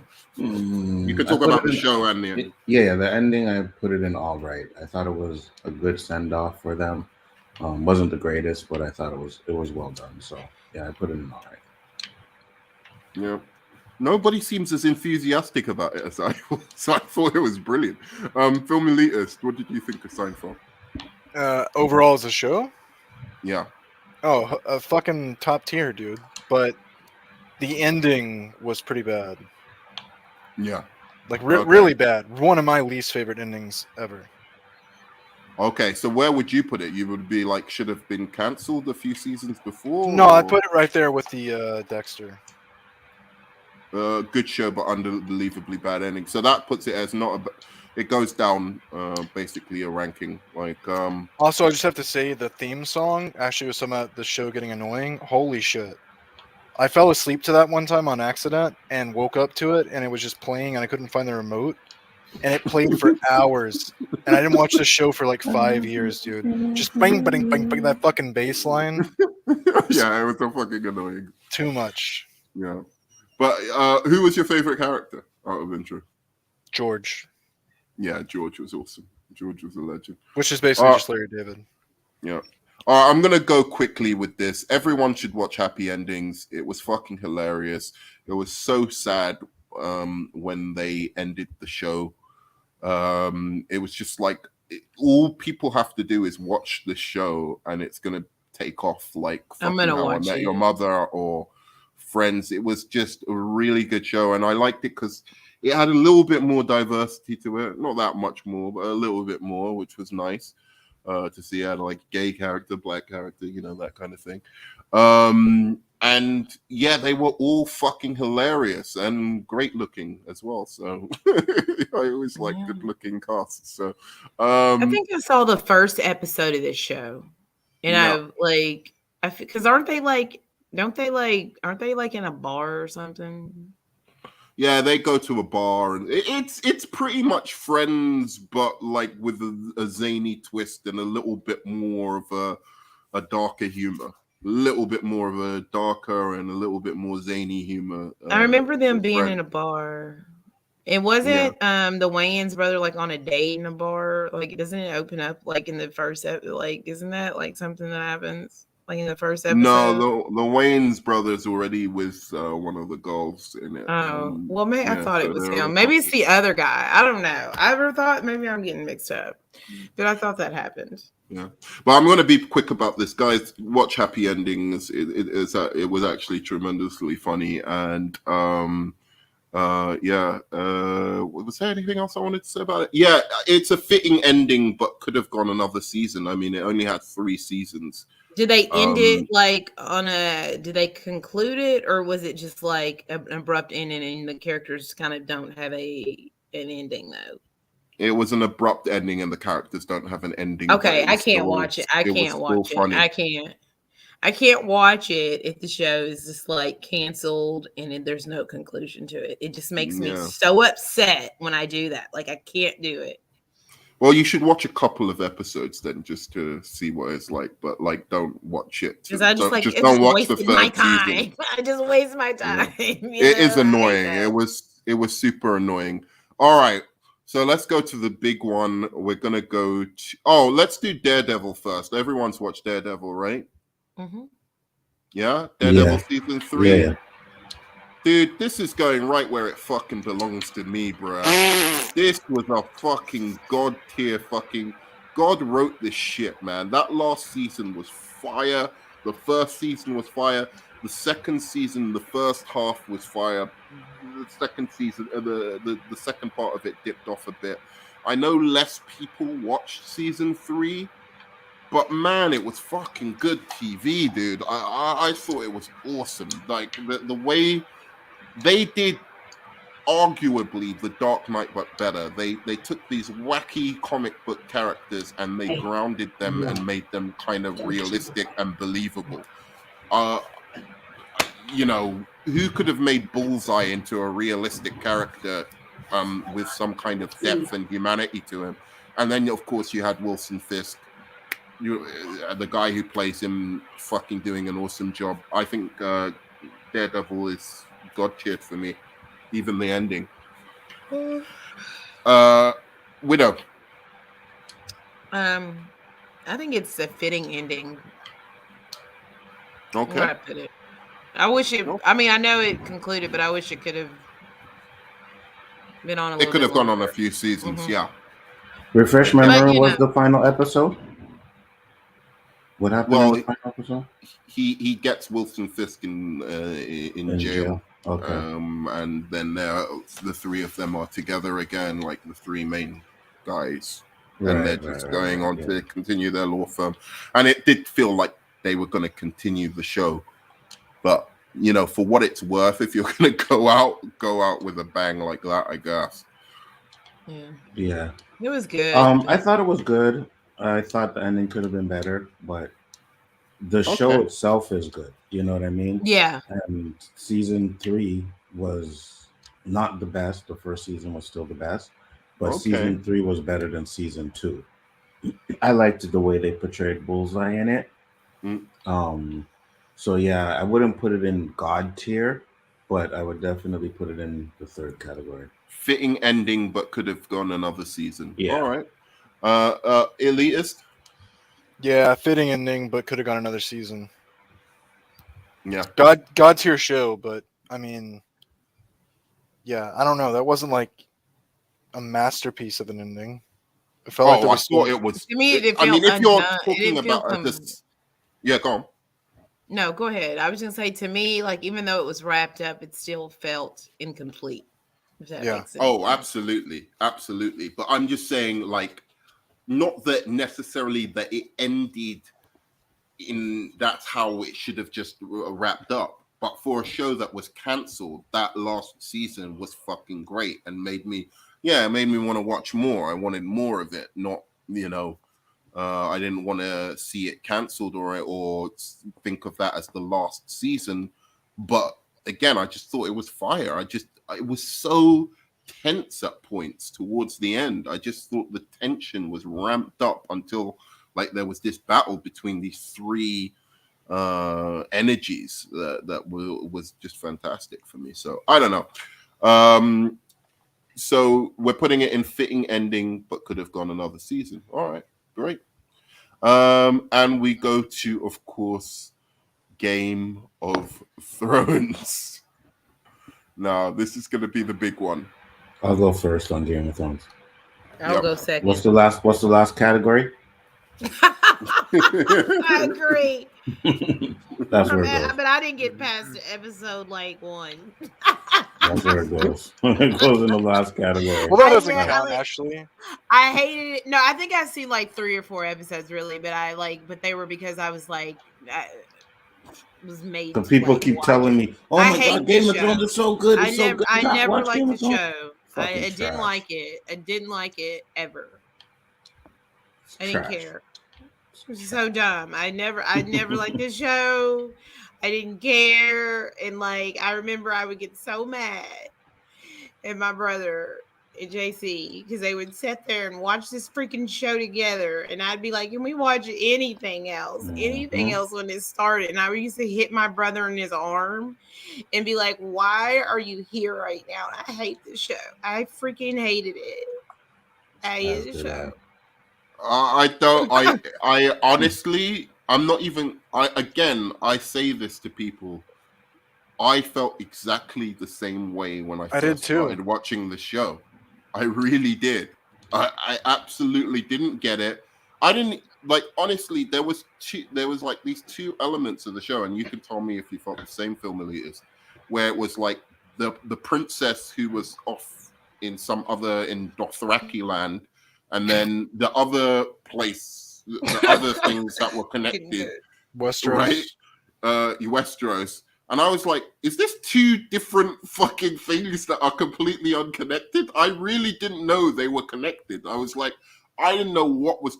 There was so much lore. That was the thing I was going to say. To the show starting, that you're just like, so it was like I had to sit down and watch it, and then figure out all the different things that were happening before I was like, now I get it. Now the fucking pennies dropped, and it's brilliant for the first 5 seasons. Yeah, I had so many people trying to explain to me why this was a good show. They're like, "Oh, that's Arya Stark, and she's like a badass, and this is this, and this is that." And I'm like, "This is too much shit to understand." And it seems like it's just a bunch of sex scenes, and there's a little person that's given this awesome performance, but other than that, I don't really care about this. And then a few years later, I got into it. Finally sat down and tried to watch it. Actually understand what was going on, understand the houses and all that stuff. This show, the first 4 seasons, as good as anything I've ever seen. After that, takes a pretty big dip.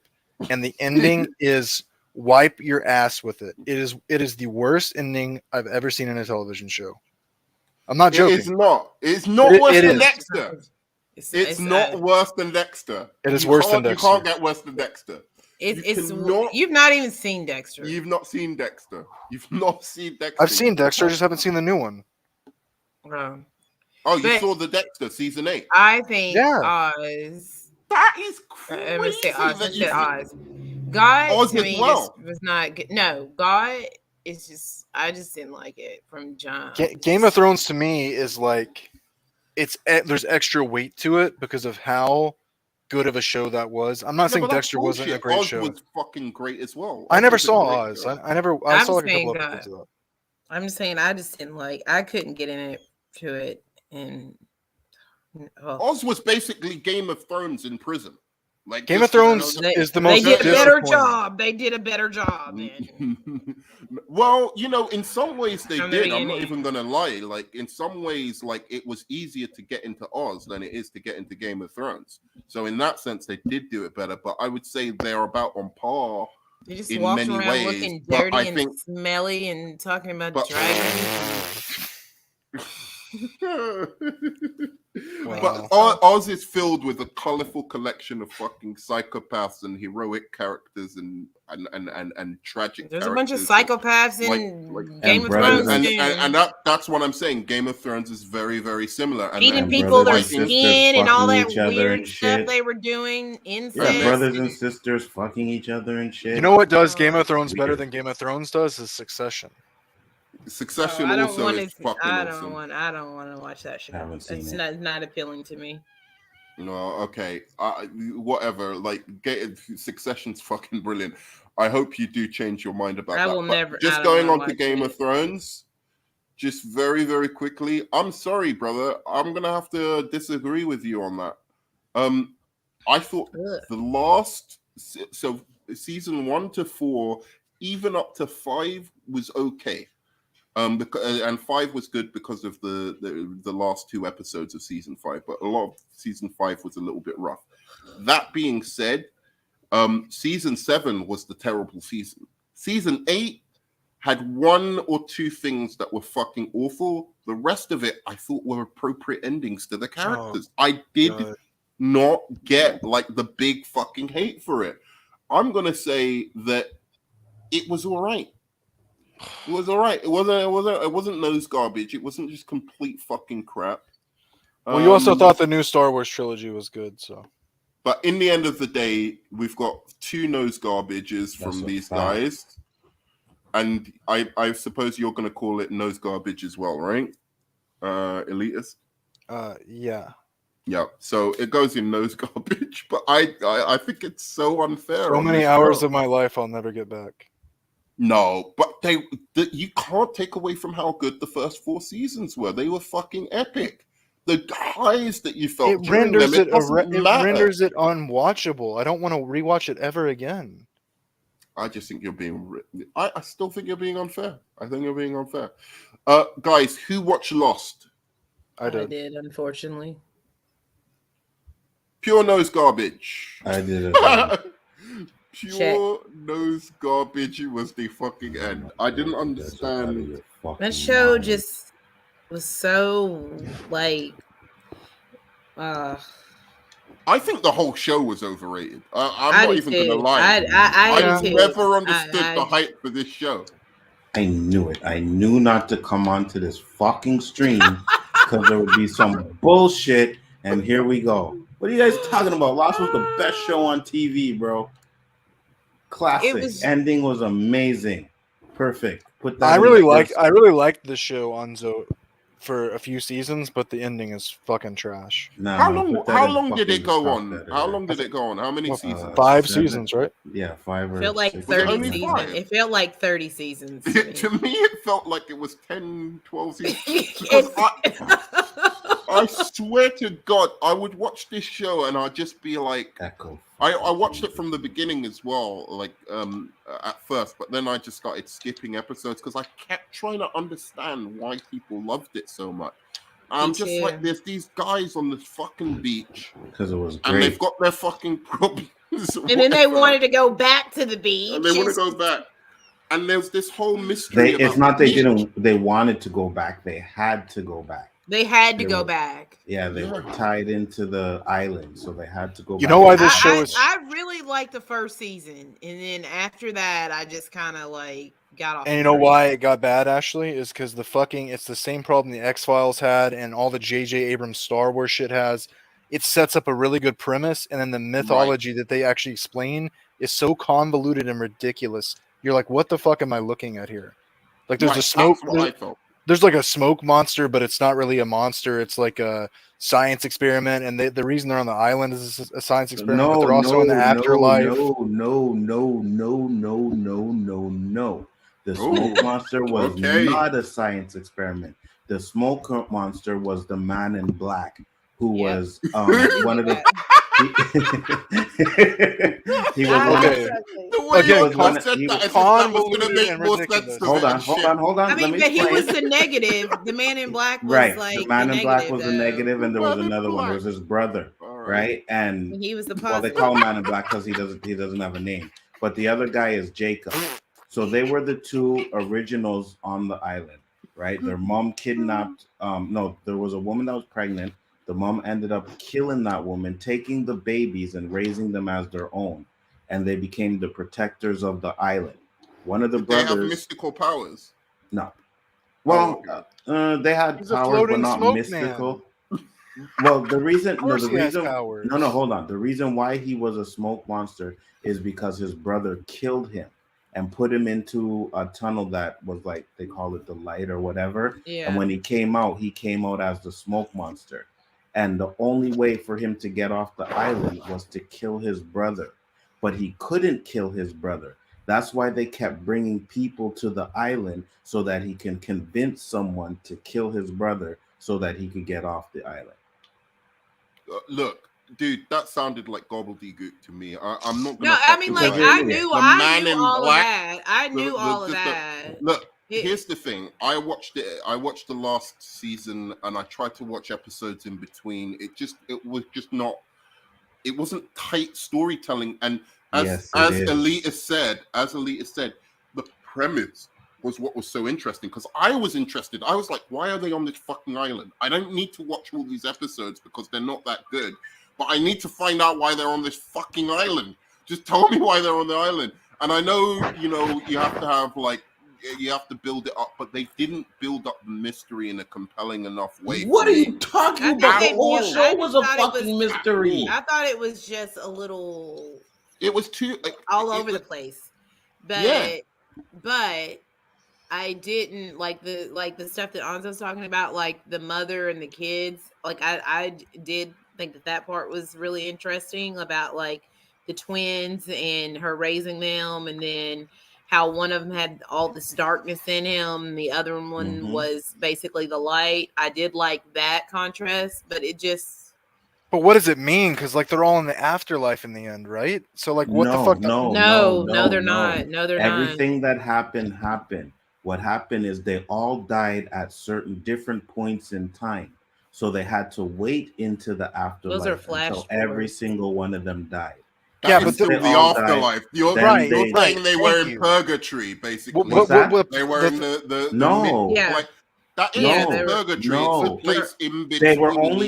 They were only in purgatory after they died, right?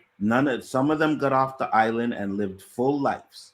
But there's no explanation why the island has these mythical properties. Some of them died on the island. So some of them were ghosts. No, they weren't ghosts. They died on the actual island. Right. Some of them died on the island. And it was like once that they were all dead. Once that they were all dead, then they were able to move on to the afterlife. Yes, all together. Why would it take all of them to die? Because they were all connected. They all had certain reasons for being on the island, so they were all connected in some way. So before they could move on into the afterlife, they all had to reconnect in purgatory. But that's the part that doesn't make sense. Why is the island mythical, and why are they all connected? What's so fucking special? There's no answer. The experiments they were doing on the island, and the island was caused it. Right, and the island was the island was to yourself. I'm explaining it to you. No, the island had a big concentration of some. I can't remember what they called it, right? But that's what they were using because they realized they could use it to get to the past and to the future. And those are the things that Jacob, who was one of the originals, was trying to protect on the island. So everything that happened was because the man in black was trying to get them to come to the island so that they could find these things and do certain things to kill Jacob. So everything that happened on the island, that happened happened. But it's just like, if I were to die today, for me, though, I don't think it's pure garbage, though. I wouldn't say it's pure garbage. It was like it's just really busy, and I don't think they did a good job at polishing up some of the things. I don't think it's like as hyped as everybody thinks it is, but I don't think it's. So you're saying it was all right. You're saying it's all right. I'm saying it's nose garbage. You're saying it's all right. Let me see. Go down a little bit. Go down past all right. I wouldn't say unbelievably bad ending.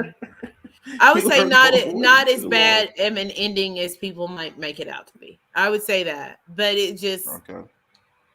All right. I feel like it was sloppy at times. And Onzo says God tier, so that's basically puts it in like it's all right, right? Yeah. So Film Elitist, where are you putting it? Garbage.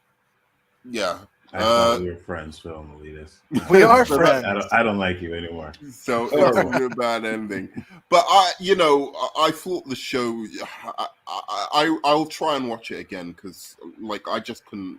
There's a lot of episodes, but before Game of Thrones, before Dexter, before all these other shows that spurned me, this was the first one that I was like, I got fucked out of years of my life watching this shit. Yo, I can rewatch Lost over and over again. And I'm not even gonna lie. Everyone knows where they were when Lost fucked them in the arse. When Lost first came out, everyone remembers where they were. When Lost first came out, I was not interested. I was like, who wants to watch this fucking Gilligan's Island ripoff show? And then one day I just happened to watch an episode in season 2, and I was like, holy shit. And I was hooked on the show ever since. It's really good. All right, so we're gonna do Sopranos. Who watched Sopranos? I didn't. So I'm going to use one of these because there's 2 Breaking Bad. So I'm going to use one Breaking Bad for Sopranos. Who you watched it, Ashley? Mm-hmm. And Film Elitist? Yeah, it's my all-time favorite show. Okay, Anza? Nope. He's not seen it. I couldn't get into it. I literally couldn't get into it. So it's you two. What do you have to say for the ending and the show in general? The ending, the show overall, I really liked it. I don't think it's like. Do you think it's overrated at all? I don't think it's the greatest show, ever made. I think it's all. I like the ending was all right, and I think people are tripping about the ending and made a big deal about it. But I understood what was meant by it, and I actually enjoyed the ending. But I think overall it's a good show. I liked it. There were certain, sometimes it was slow at times, but overall I enjoyed the show. It was a good show. I just don't think it's the fitting greatest ending show of all time. Yeah, fitting. And then it was all right. People are tripping. This ending was dope. We'll go there. Okay. I think we have to read out his fucking tier titles every time. Yeah, no, I know. I needed to just put media. Next time, I'm just gonna put good. Now I like the commitment that because you gave a lot to these. You like were very descriptive here. No, but they're in the wrong order, kind of thing. But anyway, Film Elitist. What are you saying about Sopranos? What do you think? What do you think I'm gonna say? God wrote the ending? Yeah. Yeah? Yeah. Wow. Yeah. This is I think this is the most brilliant ending to anything I've ever seen. And why do you say it? Just quickly for there's no way to say it quickly. There's no way to say it quickly, so I don't want to take the whole shit over. We'll have to do a video on it sometime. All right, cool. So we will go on from there to Breaking Bad. Let's do Breaking Bad, dude. Oh yeah. This show showed Dexter how to fucking do it. And I'm going to be honest with you. I know some people think this show is way better than Dexter. I think Dexter was better in the first 4 seasons. No, dude. I thought Dexter was at least as good as Breaking Bad. Before you continue, Nerdman, where do you put it? That's what I want to know.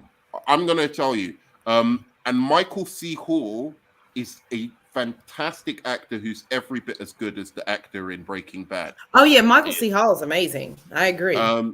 So there was no reason why these 2 shows shouldn't be like neck and neck. Like, yeah, but you could argue that's the single person or you're a Breaking Bad person. But now you have to say you're a Breaking Bad person, otherwise you're fucking crazy. Because Dexter ended so ridiculously badly. So for me, Breaking Bad, just for the fact that it showed like a show that I loved a little bit more how to fucking do it. Because the thing that Breaking Bad understood, it understood its main protagonist, and it understood that he was a tragic hero that turned into a villain. or an anti-hero who by the end went over the line into a villain, and it gave him the appropriate ending. It kept the characters that it needed to cap. Like it's so amazing when you look at Breaking Bad and you look at The Dexter writing. and all the parallels between them in the situation with the family, the Hank character versus the Dokes character, all of it is there. But Breaking Bad uses those characters properly and gets it correct. So I'm going to put this in. I don't think the ending was God tier. I'm going to say it was a fitting ending. Couldn't have gone another season. But it was a fitting ending. That's why I don't like this. I should just take this out. It's a fitting ending. Switch them. Yeah, you take it out now. Yeah, so fitting ending for me. Like, it could have been a little bit like the last episode turned him into a little bit of a mad genius kind of fucking thing. He was always a mad genius. I was just about to say, Nerd Man. It was too. He went on too like fucking hardcore, like how he could figure out everything like that. I just was like, all right, like he's a desperate man. But I was just about to say, Nerd Man. Sometimes you make the right decisions, but then you say something like you just did and fuck it up. So that shit goes in God tier, bro. Breaking Bad goes in God tier. The whole show was fire. The ending was fire. It ended in a perfect way for the show. It's God tier. Yeah. The Hank death as well, man. That was so I loved it. Well done. Yeah. That was everything you wanted to happen. Like Hank slowly figuring it out and getting that. It was perfect. The wife finding out. When he found the book, though, remember when he found the book and it clicks, like when he's in the bathroom and it clicks. I love that moment when Hank realizes it and it just clicks in his head in that moment. Yeah. Mm-hmm. Oh my gosh. Dude, I'm only saying fitting ending just because I thought he went on a little bit too, like the way he took out all those fucking white supremacists at the end. Yeah, the but car fucking rigged. hell, and that was beautiful. My favorite character was actually Aaron Paul's character. Mm-hmm. I fucking loved him, and then he sets him free. It was beautiful. Did you like El Camino? I didn't like it. It could have done without. I liked it, but it could have done without that. I liked it because it was his movie. It was about what where he ends up. I liked El Camino though. I'm sorry, I liked the movie. No, I didn't think it was bad. I just didn't think it was as amazing as people were making. Oh, it's not as amazing as Breaking Bad, but I thought it was a good ending to Jesse's story though. Yeah, to Jesse. I think it wrapped up. I liked it that it gave us more of Jesse and more of his story. That's know, and I like that. For me, Breaking Bad, forever, The Wire was my favorite show. The Wire, and then I had Breaking Bad number 2. And then when I went back and rewatched Breaking Bad the third time, I was like, no, this is number 1. This is the best show of all time from beginning to end. From beginning to end. And I love it when Walter's in there and he was like, I did this, for my family. So, and she was like, no, you did this for you. Right. And he finally admits that in that moment.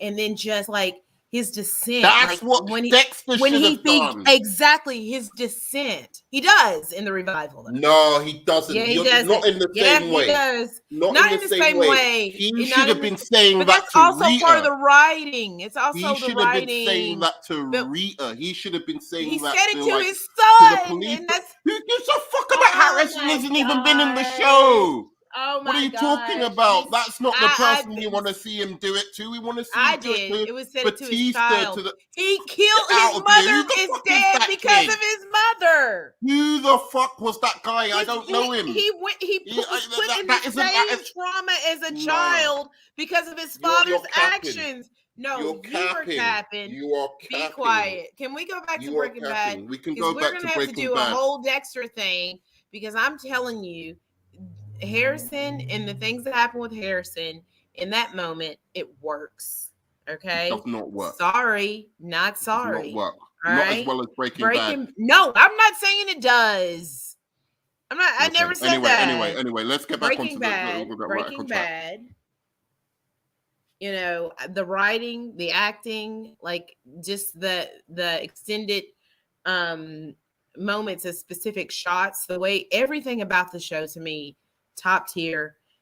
Bryan Cranston, amazing. Aaron Paul, amazing. The whole cast is just amazing. The wife was. Everyone found the wife annoying. I thought she was. I mean, like she was kind of annoying, but I liked her. She was like a lot of people hated her. Like they just gave her so much, you know, shit. But you know? the point I'm making is that like the writers, it was so easy for them to have the same perception of this character as the audience did, which is the audience really started to like Walter, and they could have like just given him an easy ending, a cushy ending where he just, you know, like gets away with it or something like that.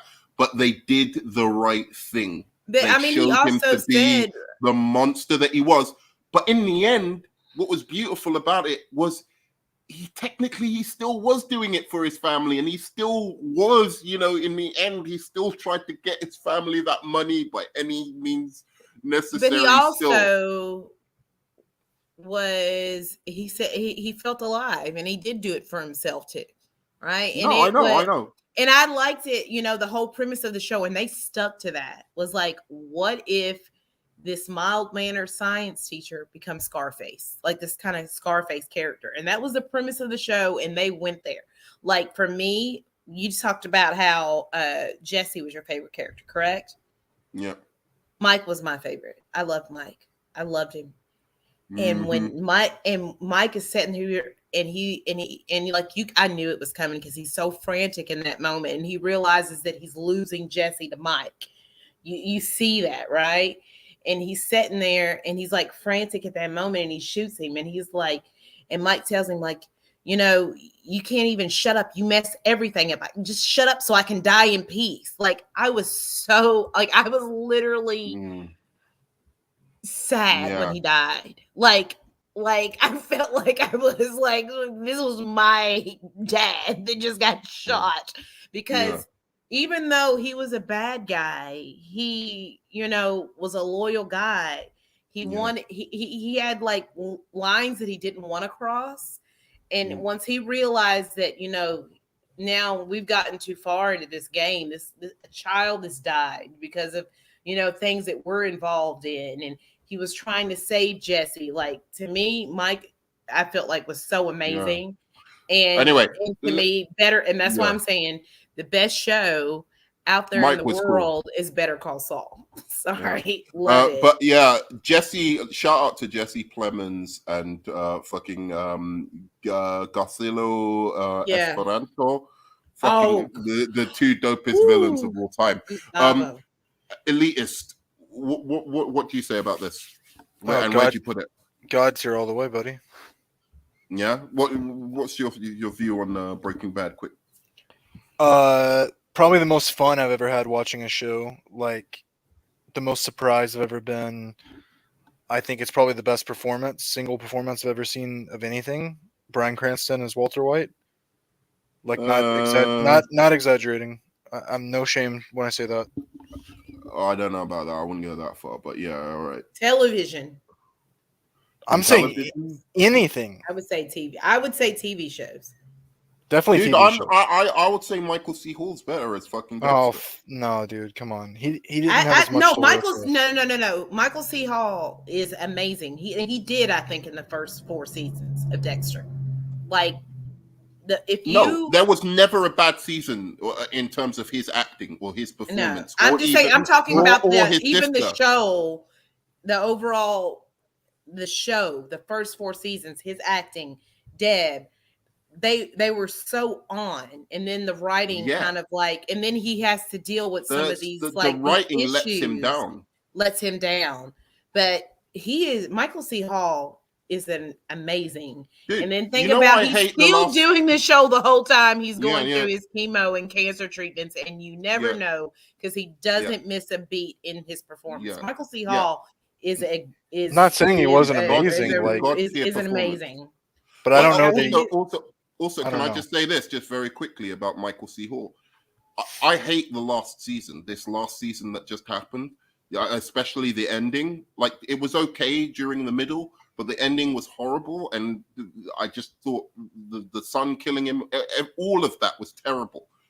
But my God, was his performance fucking excellent in that last episode, dude. That last episode, he was fucking incredible. Like, he hadn't stopped being Dexter for all these years. Like, he was just like, he has such a handle on that character. And I'm sorry, there are little subtle things he does that I think he even does better.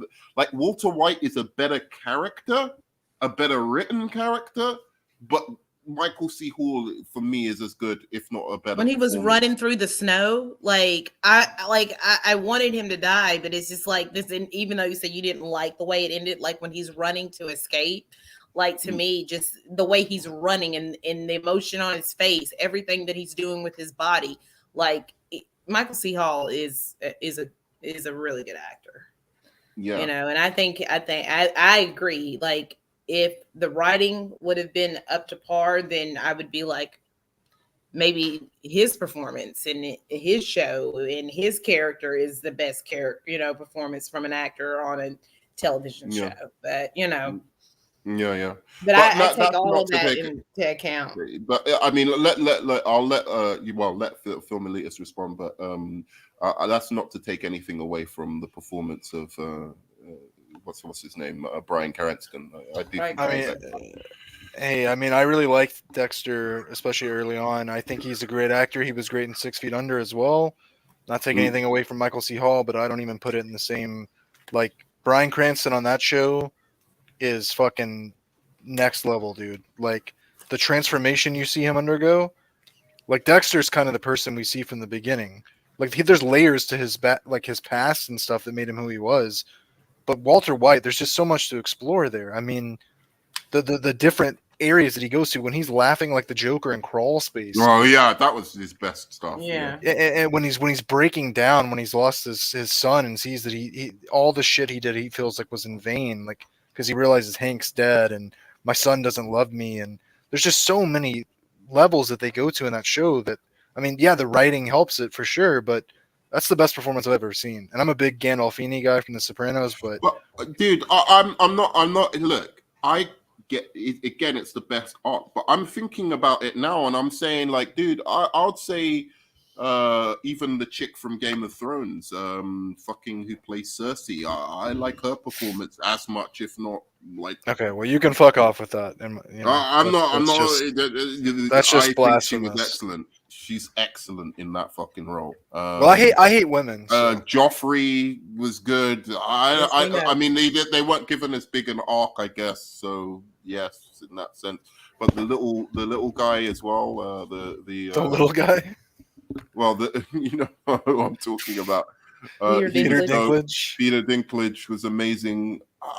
There's loads of people who've done really great. Some of the guys from Oz.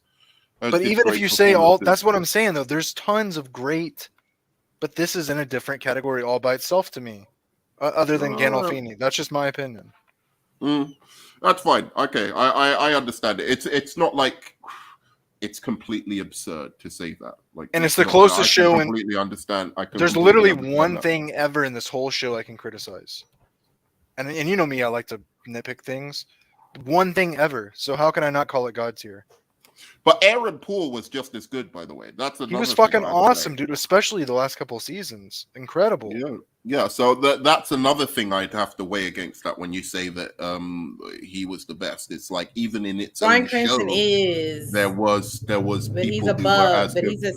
he's a cut above though, Aaron Paul. So interesting. I don't know. I thought they both did pretty excellently.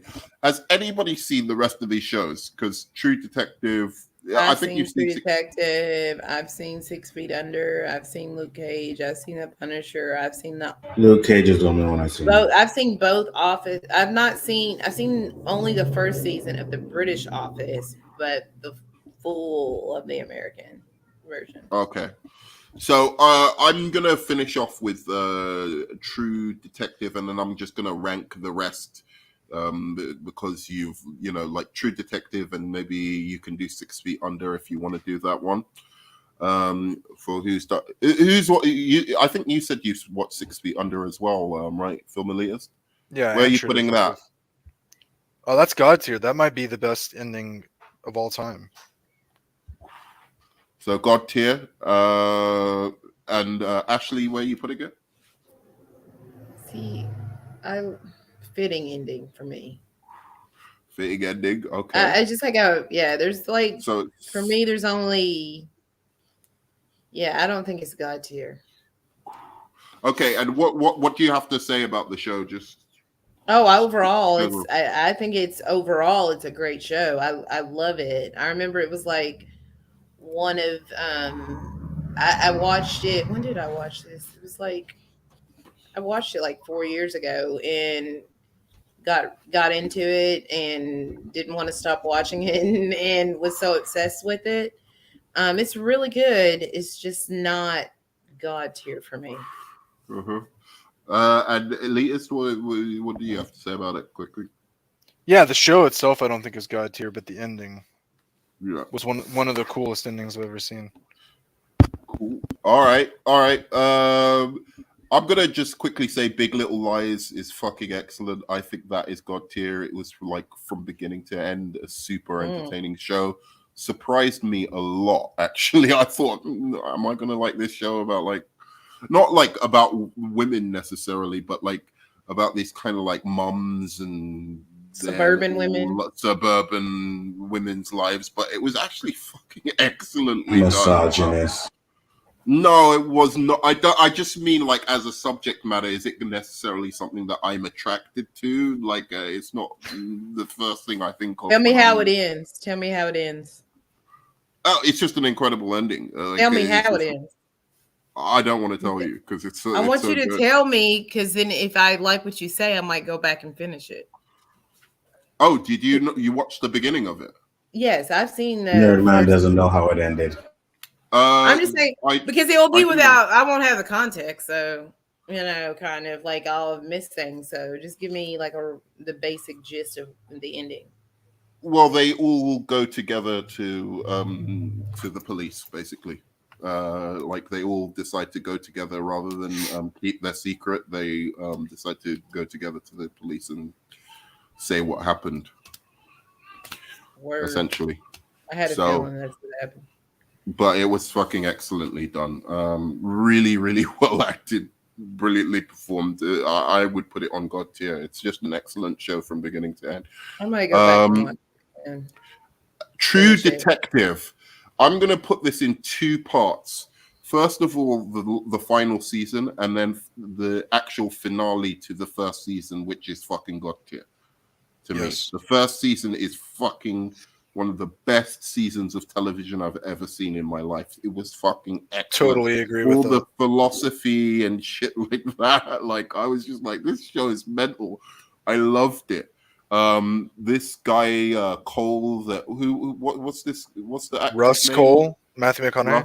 Matthew McConaughey was just one of the most fucking complex, interesting characters I've ever seen on a show. And I actually really liked the partner as well. I thought the partner Woody Harrelson.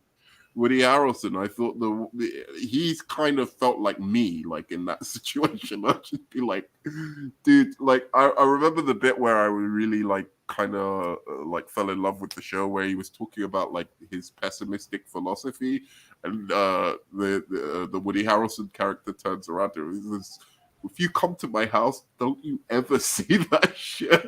I know. It's like, this guy's fucking brilliant. So yeah, I would put it in God tier, but as a show, like for that first season, the second and third season, not so much. I didn't really get it. People like the third season. I didn't get it. Okay, this third season is good for a different reason, and that's Mahershala Ali, his performance. Okay, Yeah. He is great. Yeah, he was fantastic. In the first few episodes, it's like it's good, and then it kind of like it becomes a little slow and dragged a bit, but Mahershala Ali is freaking I was gonna amazing. say Like him one forget last. his memory issues and all of that, and just like his whole performance, and it's so believable. Like he was amazing. Also, I great was gonna- cameo by Ray Fisher. Oh, really? Ray Fisher Yeah. was he was great. Ray Fisher was good. Ray Fisher's always. And I'm good. not gonna, I'm not being sarcastic when I say that Ray Fisher was good. Yeah, he had a small part when he played his son, but I felt that he played the loving, caring son. I wasn't being sarcastic. Mahershala Ali's, well, Yeah. but I think it was more than a cameo. Yeah, I was like 2 episodes. He's a really good actor, Ray Fisher. But I was going to say one last thing about True Detective, the first season, which was I didn't like the ending. Oh, I love. I really didn't like the ending. I don't like the way it wrapped up. The first season of the first season. I really didn't like the way it wrapped Dude, up. he looks like the light is winning. That was fucking dope, dude. Because his whole philosophy changed.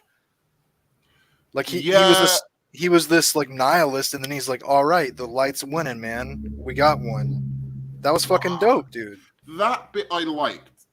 It was the solution to the mystery that didn't quite hang. You're talking about season 3. No, I'm talking about season 1. Oh, I'm talking about the solution to the whole mystery. Yeah, I didn't really like the way. I didn't either. It was like, I'm not feeling that. I'm not one of those people that like loved season 1 like either. Of course not. I loved season 1. Season 2. Season 2 is horrible. Yeah. Yeah, no doubt. But season 1 is, I think it's a fitting ending. I like the show, but it's just, I didn't think it was. Yeah, I thought it was great as everybody makes it out to be. Yeah, me as well. I think it's because I feel like I feel like Mahershala Ali, his performance outdoes a lot of the things I see in season 1. Just him alone. And what about you, Onzo? Did you watch True Detective? Nope. Okay. He said Onzo's for you. He's not there. He's on mute. Onzo? He's muted. He's muting himself. Okay, good. Never believe me. I guess it's because I'm an MCU fan. Yep. The MCU fans come out at night, don't you? But in the end of the day, True Detective was a fitting ending. But for the first season and for the last 2 seasons, I would actually put it a little bit lower. I don't know where it's going. I think they're doing a new season, as you said. Yeah, they are. It's in pre-production right now. But I don't. They just needed to keep those 2 characters from the first season. They needed to do anything to keep those 2 characters from the first season. They shouldn't have just made it they should have thought ahead and made it like a continuous thing where they're like after serial killers. I like the way that it was each the True Detective is I like that. It's tells different stories. Yeah, but the problem is the philosophical aspect of the first season was what made it so interesting. And you can't just artificially implant that into every single season. No, right? I know, but I think that and so without that philosophical reflections and whatever, it's just not as interesting for me. Without a character who's like that, I don't. Yeah, I thought that Mahershala Ali's character was interesting. I thought he was interesting. Okay, all right. I'm gonna do a couple of these that I think you should watch. You should watch The Alienist. What is that about? Tell me. It's about the first forensic psychologist from the 19th century. Chasing after some killer, and it's fucking amazing. And it's got your guy from Baron Zemo. It's got Baron Zemo in it, and he fucking does the performance of his life, dude. It's fucking brilliant. As the psychologist chasing this killer, it's much more interesting than you think. It's not just like a cheap kind of thing. I actually read the book of this as well before I watched this series, and it actually improves upon the book. So it's very good. I just wanted to bring it up here so that people who haven't watched it watch The Alienist. It's fucking fire, and they might actually bring out a season 3 if it gets popular enough. No one else has watched it, I presume. And then Mindhunter as well. I remember you telling me about what is Mind. Tell me a little bit about Mindhunter, so I know. You know, I've got a fascination with like fucking not necessarily serial killers, because I actually studied like forensic psychology. Is it serial killer?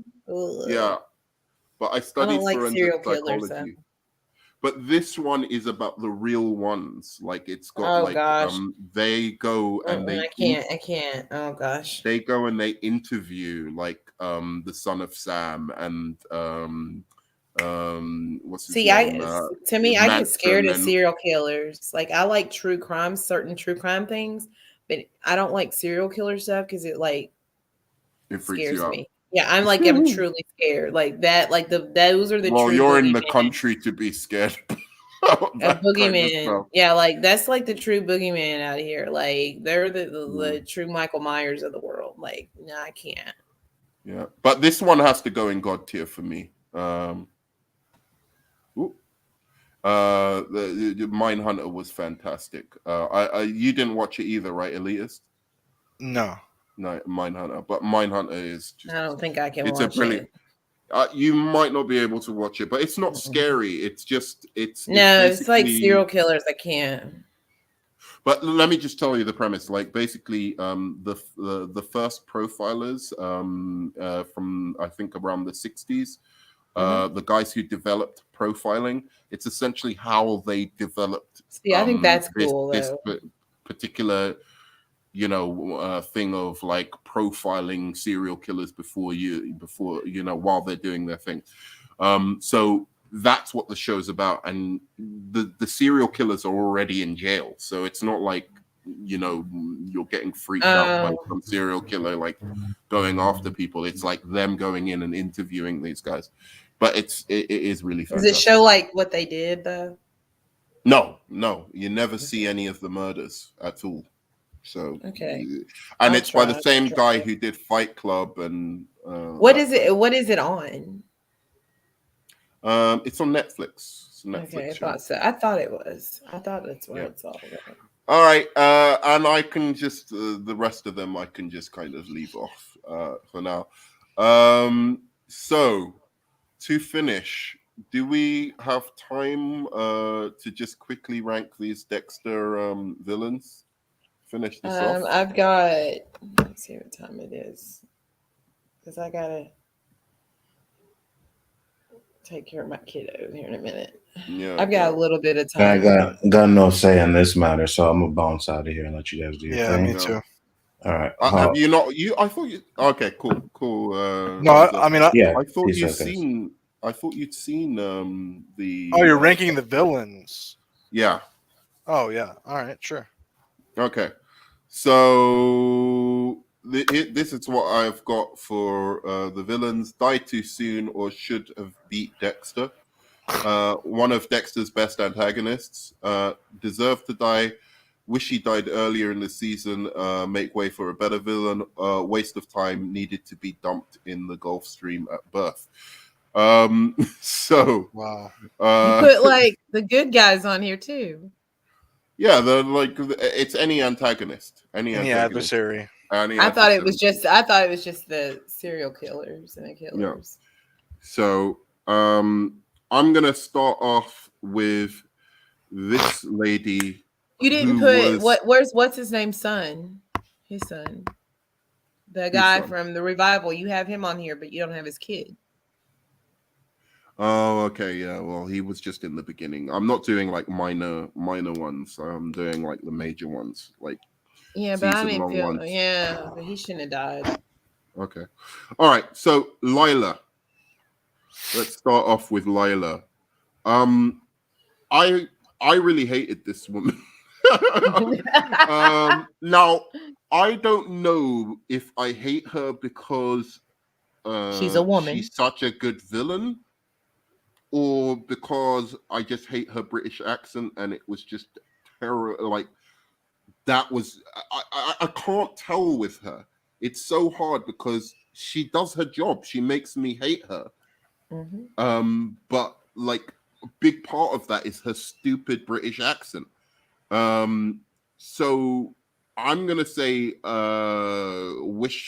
waste of time needed to be dumped in the Gulf Stream at birth. Like just get rid of her completely. I couldn't stand her, and then she killed Dokes as well. So fuck her.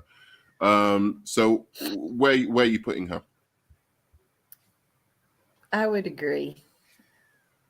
Yeah, I would agree. I despise her, but most of them I despise. But like to me, some of them like I felt like worked better in the story, and I didn't like her. Yeah. Film elitist. Oh, I'm really relieved that you guys put her here because she was a squawking bitch. Yeah, just a demon. Just a demon. Calling women and bitches and whores. This is great. No, but if there was ever said a that, woman, not me. If there was ever a woman who deserved that terminology, it was I her, didn't say man. that. I said she was she was a squawking bitch, though. I mean, but you know, so are a lot of men. To be fair. All right. So what was this fucking guy's name again? The something killer. Was it the scraper? I can't remember. It's like remember. the something with the skin. The Skinner. There we go. Yeah. So the Skinner. Again, waste of time. Was built up all through season 3 as this some kind of badass or something like that, and then Dexter just completely James Bond fucking kills him, and he was ridiculous in the first place. He was never compelling or interesting. Just a complete waste of time, in my opinion. Where'd you put him? Skinner. I would put him above her, just because I would say, wish he died earlier in the season to make way for a better villain. So is that really above? Yeah, so you would put to be dumped. I feel like that should be the bottom one. Wish she died earlier in the season to make way for a better villain, because it was just like, okay, you're not that cool. You're a villain. And, okay. You know what I mean? Yeah. So because I feel like when you put somebody in the waste of time need to be dumped in the Gulf Stream, kind of like they're bad, but they're trash, but they're not as bad as somebody that you wish would have died earlier on. And I don't know. Opinion, I don't know. Okay. This guy, he again can't remember his name. I can't remember a lot of their names, to be honest. A lot of them suck, to be honest. But he was season 5, and this might be the first controversial thing I'm going to say about this character, because I thought he was fucking entertaining. I really liked him. And I don't think he deserved to die. He was fucking innocent in some ways. And he was one of Dexter's first innocent victims where I thought this guy didn't deserve to die. And Dexter just fucking killed him. So I'm not gonna put him in the best. One of Dexter's best antagonists. There should be another kind of level, like in between, like didn't deserve to die, which I didn't put in there. But like this guy didn't deserve to die, and he was very fun. So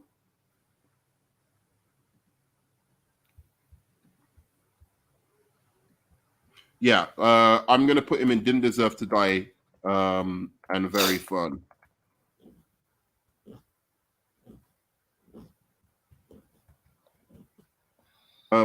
He was just a cool character, and he was on to Dexter, and I liked him. What did you guys make of him? I liked him, but I felt that the end of the character was good, so I feel like he deserved to die. But it was a good character. But why did he deserve to die? I don't understand how. Like, he didn't kill anyone. He wasn't like a murderer. He's just like a bit of a corrupt cop. That was his worst crime. Like, he took a bit of money. It's on reason enough. I mean, in the context of the show, he was a bad guy. Mm-mm. Okay, so you're saying deserve to die. Okay, and where do you put him? I don't mean like he really deserves. I don't feel like anybody deserves to be executed, like unless they, or I understand the what you mean. worst of the worst. But I mean, in the context of the show, he had to die, like yes, for it to continue. And and I think it works. That's why I'm saying he deserves to die, not because he's just this crooked cop, and we should murder crooked cops. For the show, he deserved to die. Wow, Ashley. Okay, all right. We now know how Ashley feels about this. I was confused on if that's what you meant or not. Yeah. All right, Filmelitas, go. I would leave him where you got him. He was okay. He just had a cool disposition. Kind of fun. I like the character, but it was like he had to meet his end. Yeah. He was like another character who was a little bit like Dokes. He still wasn't quite as fun as Dokes, but like, again, he just had an attitude about him that was cool, and he was a corrupt cop. In the jump.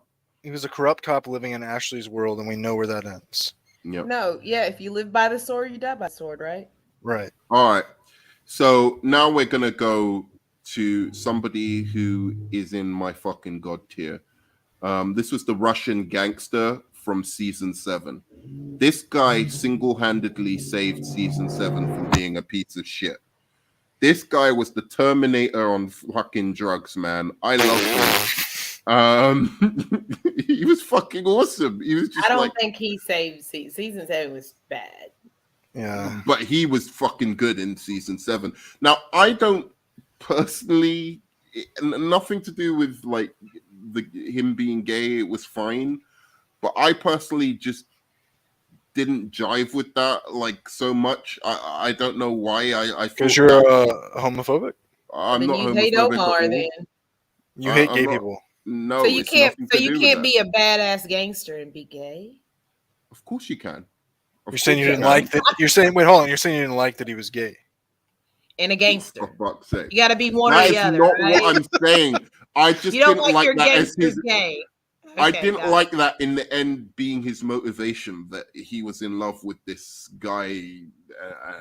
If it could have been the same if it was a woman, like if Dexter had killed a woman and he was in love with this woman.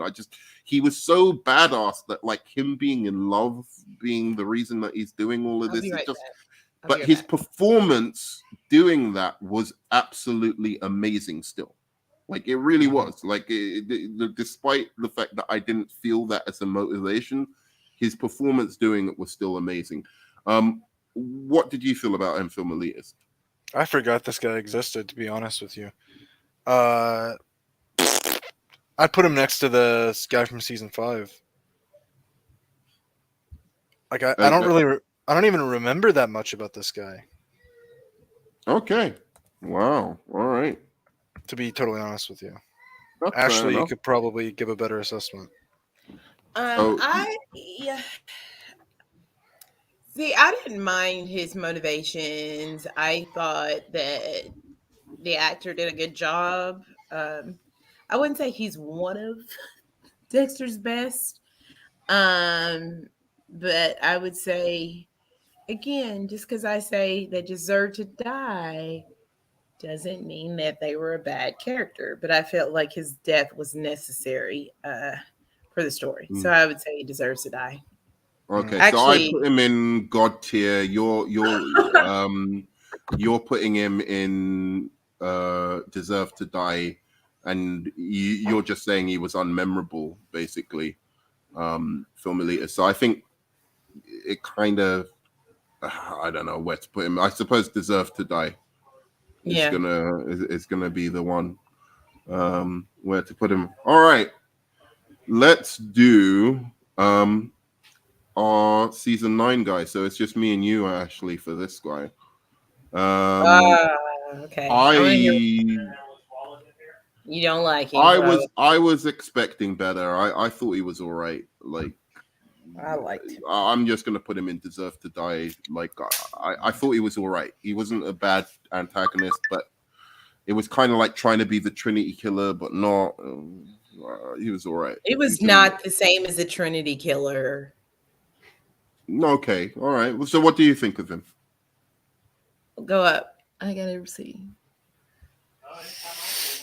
I would say he's one of Dexter's best, especially I liked him. I liked that he burned his house down. Like, he bested him at times. He figured out if it wasn't for him and the things that he did, Dexter wouldn't even got caught, if you think about it. Like, even though Dexter killed him, essentially what he did to his son, he still wins in the end, even though he's no longer alive.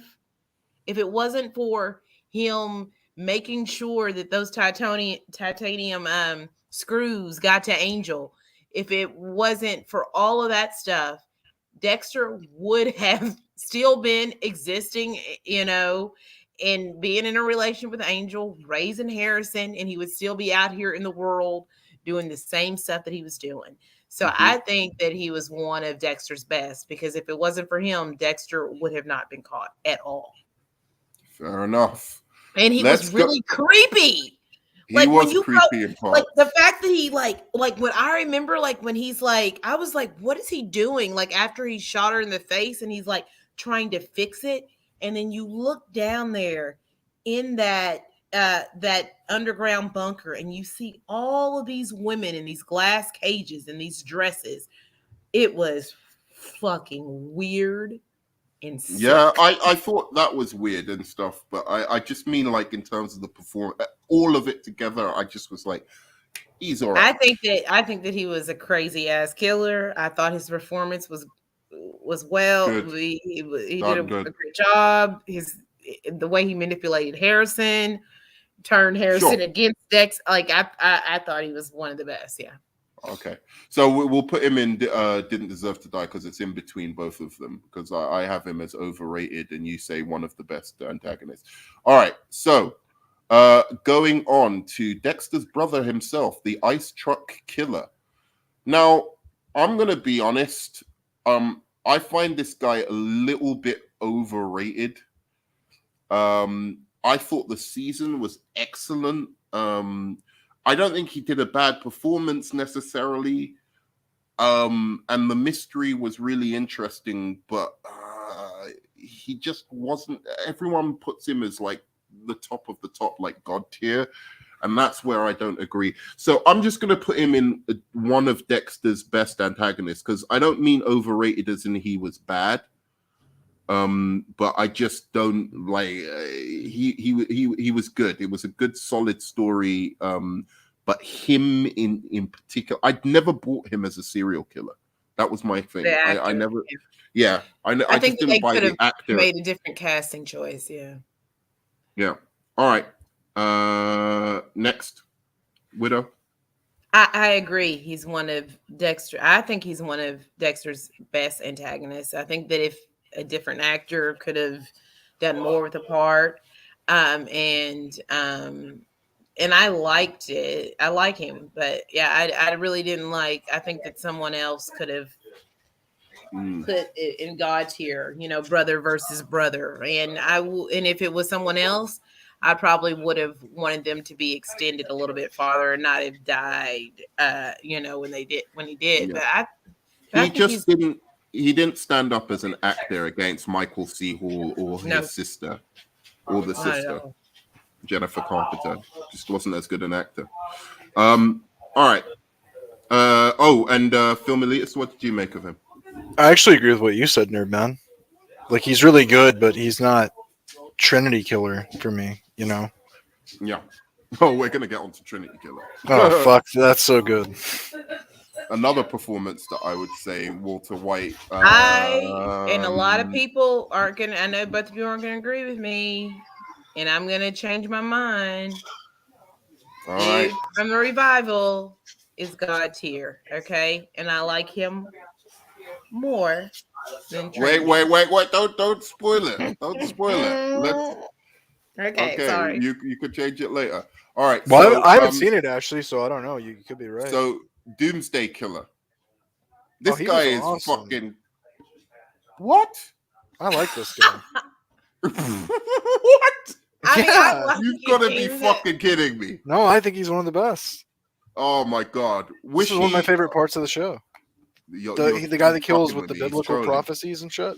He's trolling. He's trolling. I'm not trolling, dude. This is where it became a comic book. It was completely fucking bananas. I didn't know what I the fuck liked was his going performance. on. All right, I'm gonna say where I will put him. Wish he died earlier in the season to make way for a better villain. What a fucking trash villain. The twist was so fucking predictable.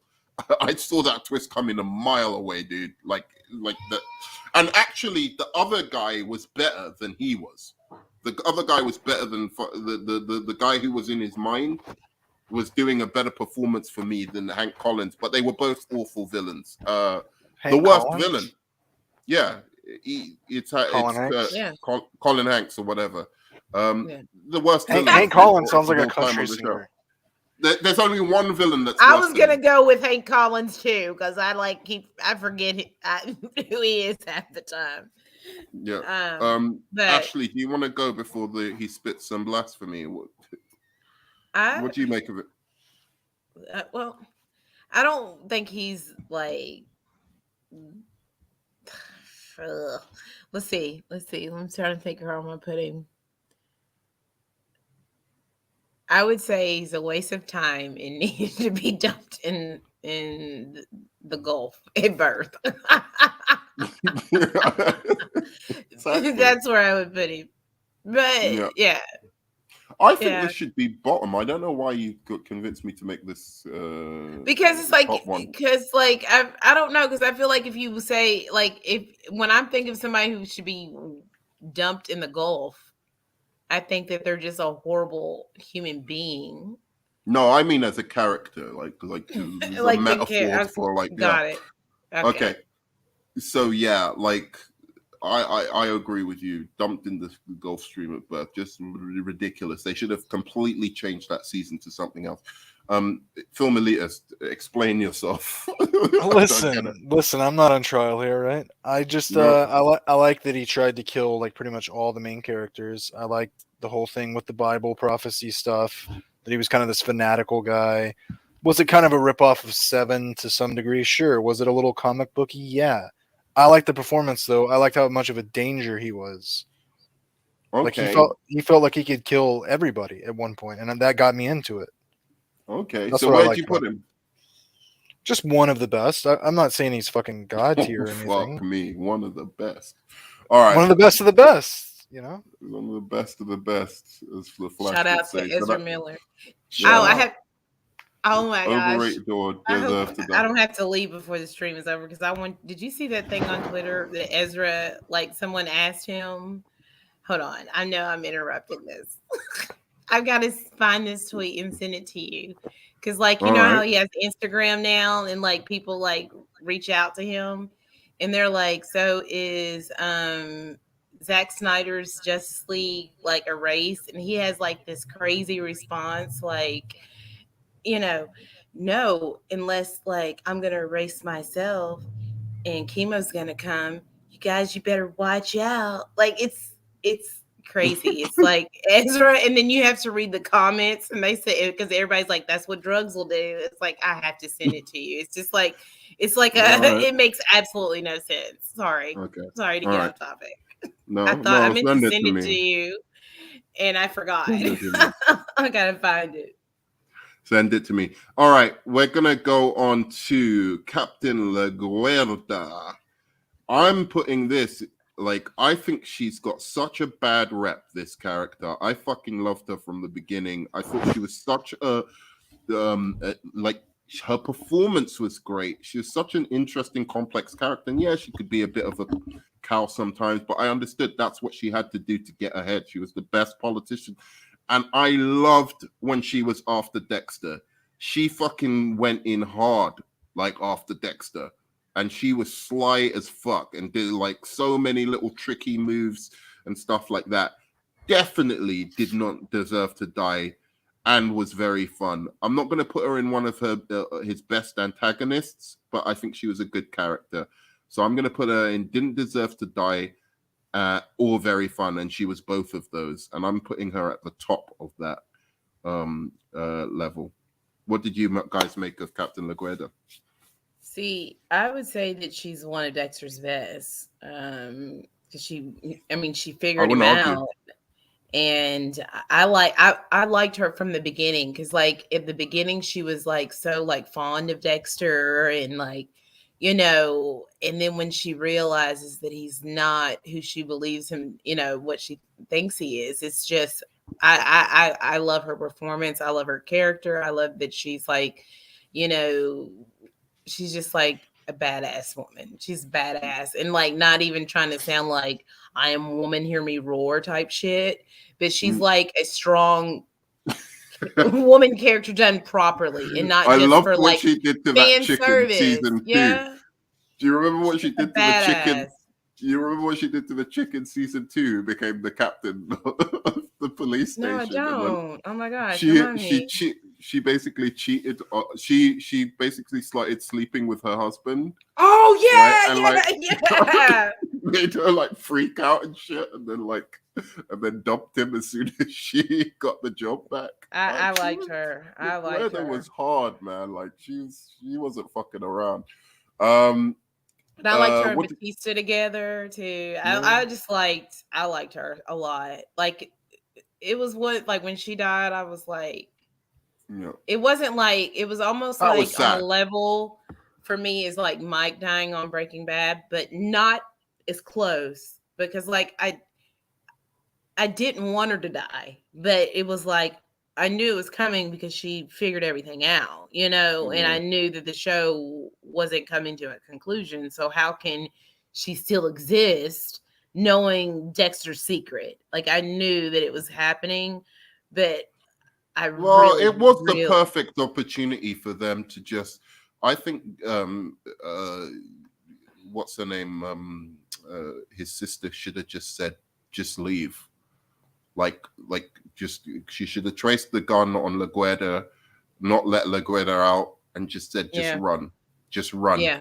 And that could have been the season ending. And then it was literally them after Dexter for the next season. I think that would have been the appropriate thing to do. I think that it could have, I think that it could have ended that way too. But I knew that's not what was going to happen, you know? Yeah. But it was good. That moment was shocking. Like when what's her name killed LaGuardia, I was like, fuck. Like she's in it now. She's part of it now, bro. And I hated that though. I hated that. Oh, you don't think she should have done that? I didn't want it to be her to do it. You know what I mean? That's what I didn't like. Because I feel like now she, Yeah. And then they go into this like weird like love. It just, I don't like what the result of all. It was just like weird. I don't know. I feel like she was the wrong person to do it. Done there. Philmelius, what do you make of LaGuardia? Yeah, I agree with Ashley, actually. One of the best. One of the best. Okay, good. Nice. Yeah. You liked her when she was after Dexter kind of thing? Yeah. Because you need somebody that's not like just all the serial killers all the time, you know? Mm-hmm. So that was good. And I mean, I don't understand. I don't know that people had a problem with her character. Oh, people hated her. People hated her from the beginning, and I was like, I don't understand what has she done. Like, I always liked her. I always liked her as well. And obviously, I knew her from Oz as well, so she was always good on Oz. All right, so let's go for the big guns now. I'm gonna start with this guy. I actually really like Johnny Lee Miller as this character from the 5th season. I thought he was a really, really good antagonist. I wouldn't say died too soon, but I'm going to put him on the 2nd level because not that he should have beat Dexter or he died too soon. He died at the appropriate time. He deserved to die and all of that. But I'm just saying he's not quite God tier. He's on the 2nd level for me. he's just it was a fantastic performance by Johnny Lee Miller, and to have to follow the Trinity Killer is a hard fucking thing to do. And it was a slight dip in quality, but he was such a good villain independently of like the season not necessarily being as good. I really liked him. What do you have to say about the Guru himself? I would say one of Dexter's best. Mm-hmm. I would say he's one of the best. That's how I feel. I think that I really like him. I think he's, if I was gonna put him in order, like he would be, before he would be the first in that list there. I really like him. Yeah, out of all of these guys, he's like to me like number one. He was cool, and it was a different kind of villain for Dexter to take on, a little bit harder to get to. Film elitist, what did you make of the Guru?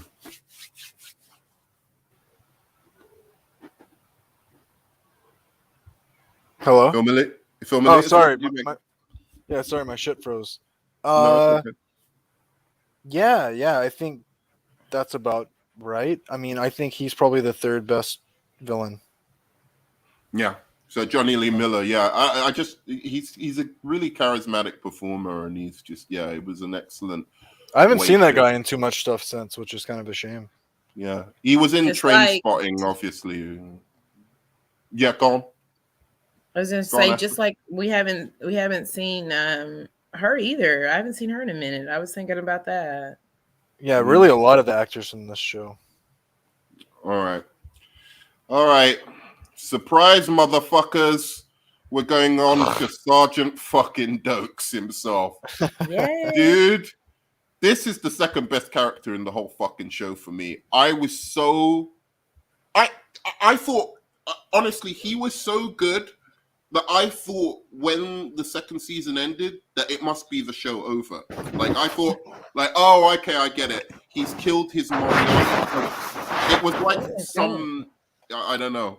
It was like some distorted postmodern version of Moriarty and what's the fucking character?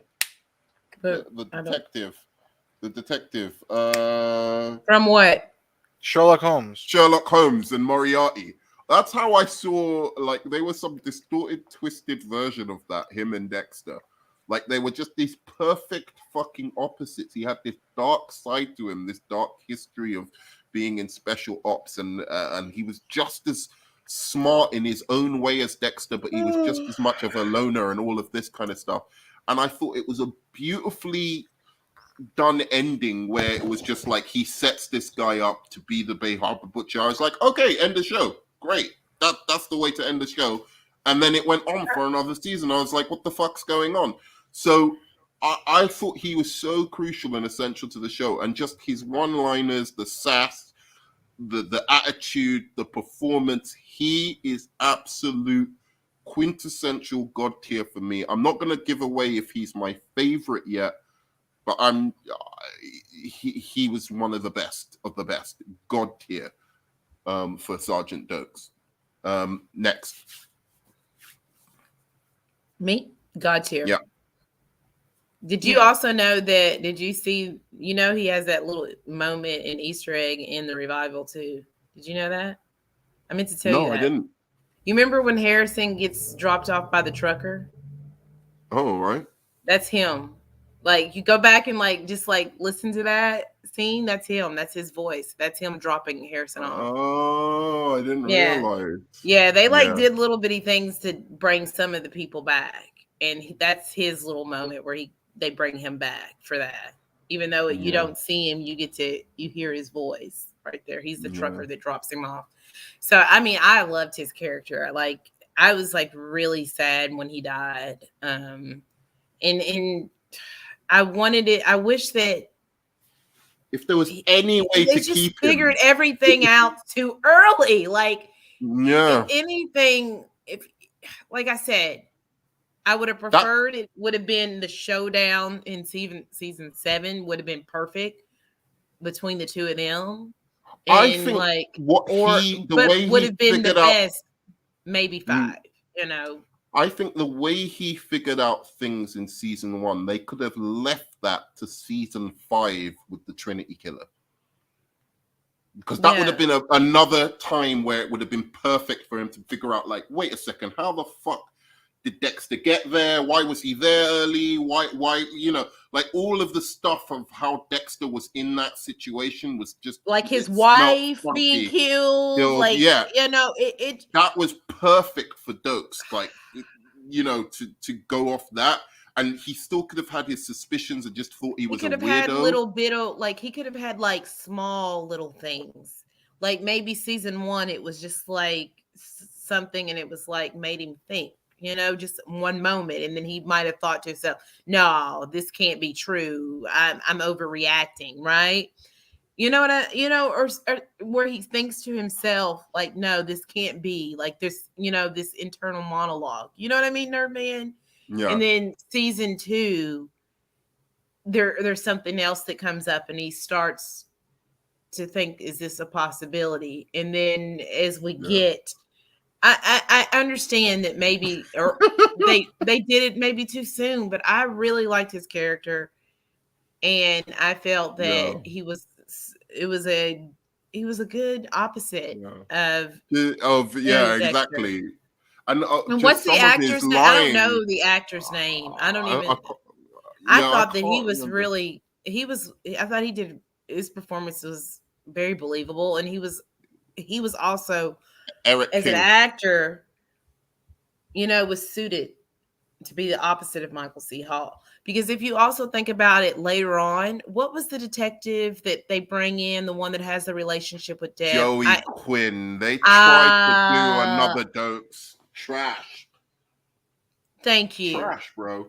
It just didn't hit the same.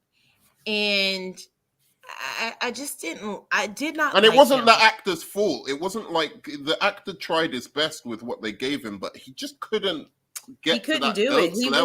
He wasn't on that level. He didn't have the same aggressive, you know. he just wasn't like, it. Yeah. He kind of had that do-gooder in him, kind of, but kind of still sleazy. Yeah, because I felt but the thing about Dokes was he was truly noble. That was the thing. Yes. Every time he was but he was noble, but he was a bit like shady, that.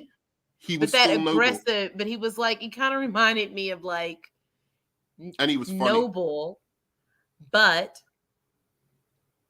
he reminded me of Stabler a bit, like this, like old school, like by any means, you know, get the bad guy, you know.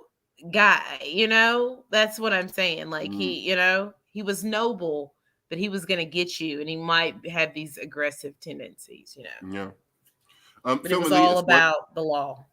Yeah. Film Elitis, what was your take on Dokes? Not much I can add to what you guys have already said. I mean, I thought he was God tier. Yeah. I wish he would have survived. What was your favorite line? Yeah, I know, right? He said something in season 1. Can I send it to you? What do you mean? Let me find this. I'm trying to remember exactly what he said. Hold on. You getting a hard on there, Morgan? I was when he said surprise, motherfucker. You getting a hard on there, Morgan? I loved it. Yeah, I love that. Yeah. I love the one where he was like, it's your wet dream up there.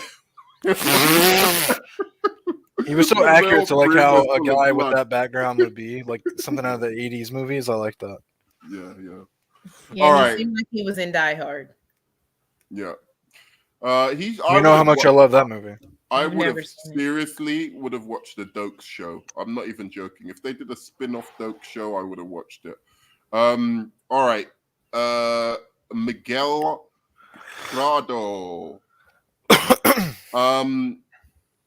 Do you know what? Like, I thought Dokes, when he left, it really hurt the show, and there was always something missing for me there.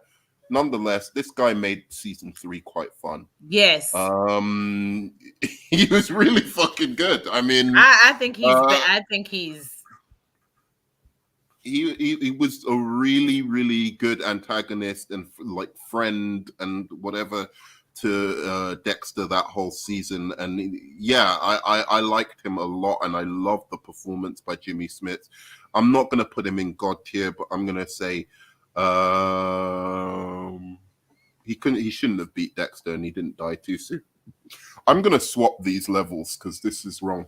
I'm going to put one of Dexter's best antagonists up a level and died too soon, or should have beat Dexter below. But yeah, definitely Miguel Prado, one of the best antagonists. But yeah, that's where I'm going to put him. Funny, really good storyline. Kind of a little bit made up for Dokes being missing, but not quite. But a good replacement, and I wish Jimmy Smith would have continued on instead of bringing in Joey. Yeah. Yeah. Better He could have been. They could have cast him as one of the cops instead, because he was just such a good energy, like in the show. I liked him. I liked him. So yeah, yeah, he was great. Actually, one of the best. I'd put him above both of the people you have in front of him. Yeah, above LaGuardia. Yeah. I'll definitely put him above the ice truck. Yeah, I wouldn't put him above LaGuardia though. I like LaGuardia a little bit better. Just because, but she also had a lot more time on the show, and her character, but so that's why I wouldn't put her above LaGuardia, but put him above LaGuardia. But yeah, he's definitely should be above the ice truck. All right. And then the brain surgeon. Fuck you. Waste of time. It needed to be dumped in the Gulf Stream at birth. Ugh. To be fair to him, it wasn't his fault that season 8 was so shit, but they shouldn't have been following anybody. That should have been the season where Dexter is getting caught. That's it. It was really about the crazy doctor and Dexter. Like, he was just like we gotta have it, because she was really the one that was like, really, I think she was the really like real crazy one. Like when it came to like against him, but yeah, no, I don't like. I barely. It was like he was a blip, It seemed like a season. That whole season seemed to me like season 8, even though it was shit, and I wouldn't have wanted it as any season. But it seemed to me like a season that should have come earlier or something. It didn't seem like it seemed like season 5 or 6 or something like that. I'm watching this thinking, is this the finale? I keep watching it thinking, like this can't be the finale, right? You're kidding me, right? Like, and I'm getting to see, like, where's this going?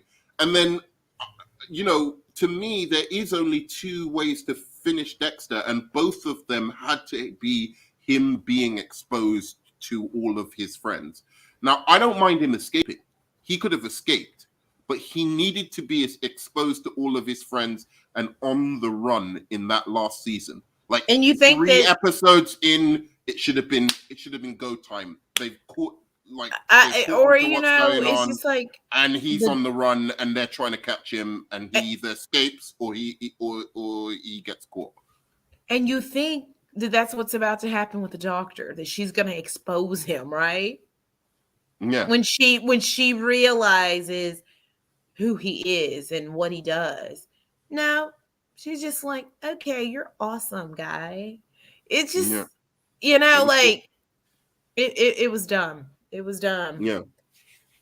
Like the whole doctor thing for me, along with other things, just to me, it was just dumb. Yeah, like, and Dexter just got way too lucky, like towards the end. Though it's just like, this is too much. You're like I'm gonna meet a doctor who loves serial killers. and like instead of one who's like, you know, you're actively harming people, and I know you will do it again. So I should do the right thing and report you and make sure you don't do this to anyone else instead of, wanting to, be involved with him and study him. I mean, and especially if you're a doctor who understands serial killers, why would you think that it would end well for you? All right. He was just crazy. Yeah, elitist. It's funny how none of us are even talking about him because he's just such a nothing. That's why I said he was a blip. Like she was the true, and she was the true antagonist. Like he was just somebody, just a blip there. Yeah, elitist. What did you make of this, dude? I've blocked out so much of that shit from the final season that I really don't remember much about this. Yeah. So I'm just gonna go out on a limb here and say shit. Yeah. Waste of time. All right. So Trinity Killer. This is somebody I have to admit, first time I watched this season, especially because he kills Rita, and I was like, wait a second, what's the point of this show anymore? Fuck you. Like, you killed the one person who was the wild card. I didn't even like Rita. I fucking hated Rita as a character. But she was the wild card of like, how is she going to respond if she finds out? That was the whole danger of the show, and the tension is like, if Rita finds out. Because I knew what fucking his sister was going to do. Everyone knew. She loved him way too much. There's too much history for her to just expose him like that. But Rita, you never knew what she was going to do if she found out about this thing. And I needed her to find out. I think that she would have just ran. She would have just taken Harrison and ran away. I think that's what she would have done. Of course. But I'm just saying, just her reaction, her response to this guy who she just thought was this angelic, supremely nice, just positive force in her life, being this person. I thought that was integral for the show to show. So in that sense, I kind of was not as happy with season 5 as other people were. But I watched it back recently, and I watched this guy's performance, and he went from one of the best antagonists to even maybe overrated for me. Like maybe, I would have put him in overrated before, to absolutely god fucking tier. He's fucking brilliant, dude. This performance is just... it's wild, dude. Like the whole way through, he's such a sick, twisted, fucking horrible, weird, but somehow sympathetic in some strange ways character. No, but just like for what happens to him, and like you see all this, he wants to commit suicide at one, like all of that kind of stuff. I know he's not sympathetic in the traditional sense. I'm just saying there were elements of his performance that even at times made me feel like, wow, this guy's like whacked out, and like, he's compulsive. He can't help himself. And then when he goes for the kids at the end, and you didn't even realize that was part of his ritual as well. It was all over the place, and fucking fantastic performance. One of the most evil characters. But for me, I'm sorry, he does not beat Dokes. Dokes was still number one for me. Where are you guys putting him? Okay, so now I get to say what I want to say, right? So if we go back to the revival, the Trinity Killer. No, the Trinity Killer is still in God tier, right? Still in God tier, but he is in the middle of Dokes and the Trinity Killer. I agree that Dokes is better than Trinity, but I think that he is better than Trinity merely for the simple fact, for the things that he sets in place, the things that he sets in motion. He's the smarter villain here in these situations, because he is the one that is Dexter's undoing. And that's why, and I think that he is absolutely menacing. I believe him that he, he hunts these women is for sport and the things that he does. So I think that's why I would put him over Trinity Killer. But I disagree with you when it comes to the death of Rita. I feel like her running off with Harrison would have been what I would have expected in that season. Right. No, but I wanted to give that actress a chance because I don't think she was doing a bad performance. I just think her character was just like, ugh. She's just like, but she was a very vanilla character, but she was like this real sweet, wholesome person, and she was the opposite of Dexter, and he loved her, and he, he wanted to have this relationship with her because she was so sweet and vanilla and normal. She was his she was Rita. So I understand why Rita was who she was. Yeah, she was his camouflage. She was part of his camouflage essentially, and that he began to care for a bit. If you and then when he killed her, and then I thought I really liked everything that he did, but I just think that he's just was one more person ahead of him. That's all.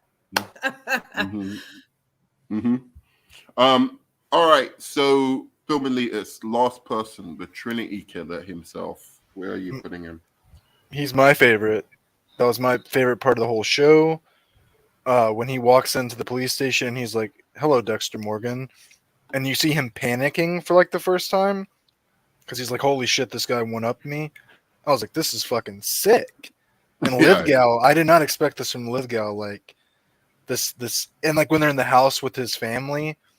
Oh my god, dude, I love that part where he's just the way he is with his children when he snaps the kids' fingers and shit. And how they're all terrified of him, and you see this facade that he has where you're almost like, oh, he could kind of be a nice guy, and you're like, no, this guy's a piece of shit. Yeah, right. He was fucking great, dude. One of my favorite performances of a television show ever. I think he's the best. Yeah. I would say that he had a little bit more to do than Dokes. Dokes didn't have as big a part. I think even if you counted the screen time that both characters had, even though Dokes was over 2 seasons and he was over 1, I think Lithgow had much, much more screen time. But still, there's something elemental about the relationship between Dokes and Dexter that is kind of like Superman, Lex Luthor, Batman, Joker, that kind of relationship. Whereas I see Trinity Killer as more like Batman, Riddler, right? It's like the secondary villain who's really a cool villain as well, but not quite as spiritually connected as Dokes and Dexter were. The conversations which could have gone on for longer between Dokes and Dexter when Dokes was finally caught was some of my favorite parts of Dexter in general. But you're right. I mean, it's between those two. I mean, they're fucking amazing, both of them, and I can completely understand you putting Lithgow on top.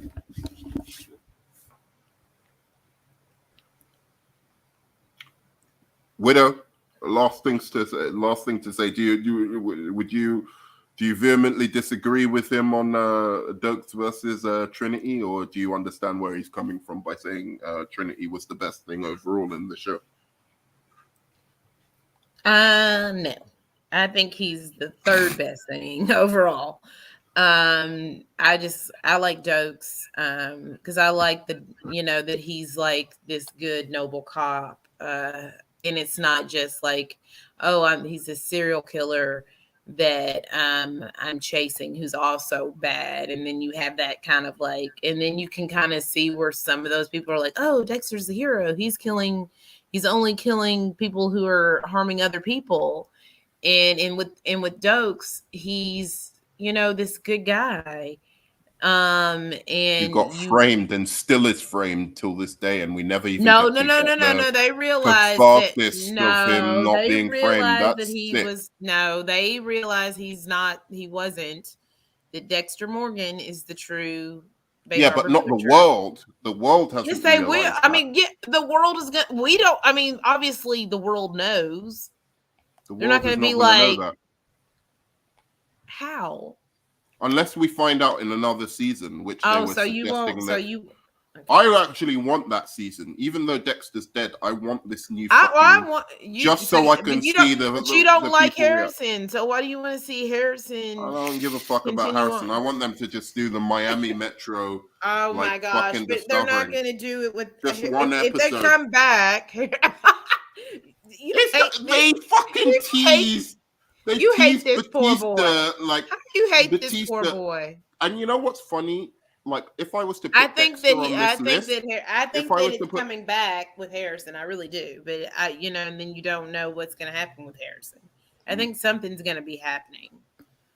Yeah, if I was to put Dexter on this list, he could go either in the bottom or in God tier. Oh no, he cannot go in the bottom. Literally in the bottom as a character. As a character, he fucking pisses me off. Like the fact that he doesn't get what he deserves. He did. He died. I feel like he does. And he gets his comeuppance. James Bond / Batman. But he does by not. season 3, it's fucking ridiculous, dude. It's ridiculous. I can't with you. You're just like, I agree that people who make him out to be the hero. I do not agree, but I feel like he does get what he deserves in the end. That is not what he did. I can't wait. Film elitist. Actually, don't watch it. Just don't watch it. Honestly, yeah, don't watch it because he's scared that you won't agree with him. You'll be fucking disappointed. No, I'd love you. Look, I'd love you to watch it to agree with me, but I'm telling you, bro. Like he probably will because you all both don't like a lot of things. It's the worst ending than season 8. Jesus no, Christ. it's not. A worst series. What is this shit right now? You're arguing like my parents over what I'm gonna like or not like. You're literally right. No, we've moved past that. What are you saying, Nerdman? It is not worse than season 8. It's not. Did you hear what I just said? It's not a worst series, but it's a worst ending. No, it's not. The actual ending of season 8 is actually better than the ending of season 9. No, it is not. On no level is that true. I can't believe you right now.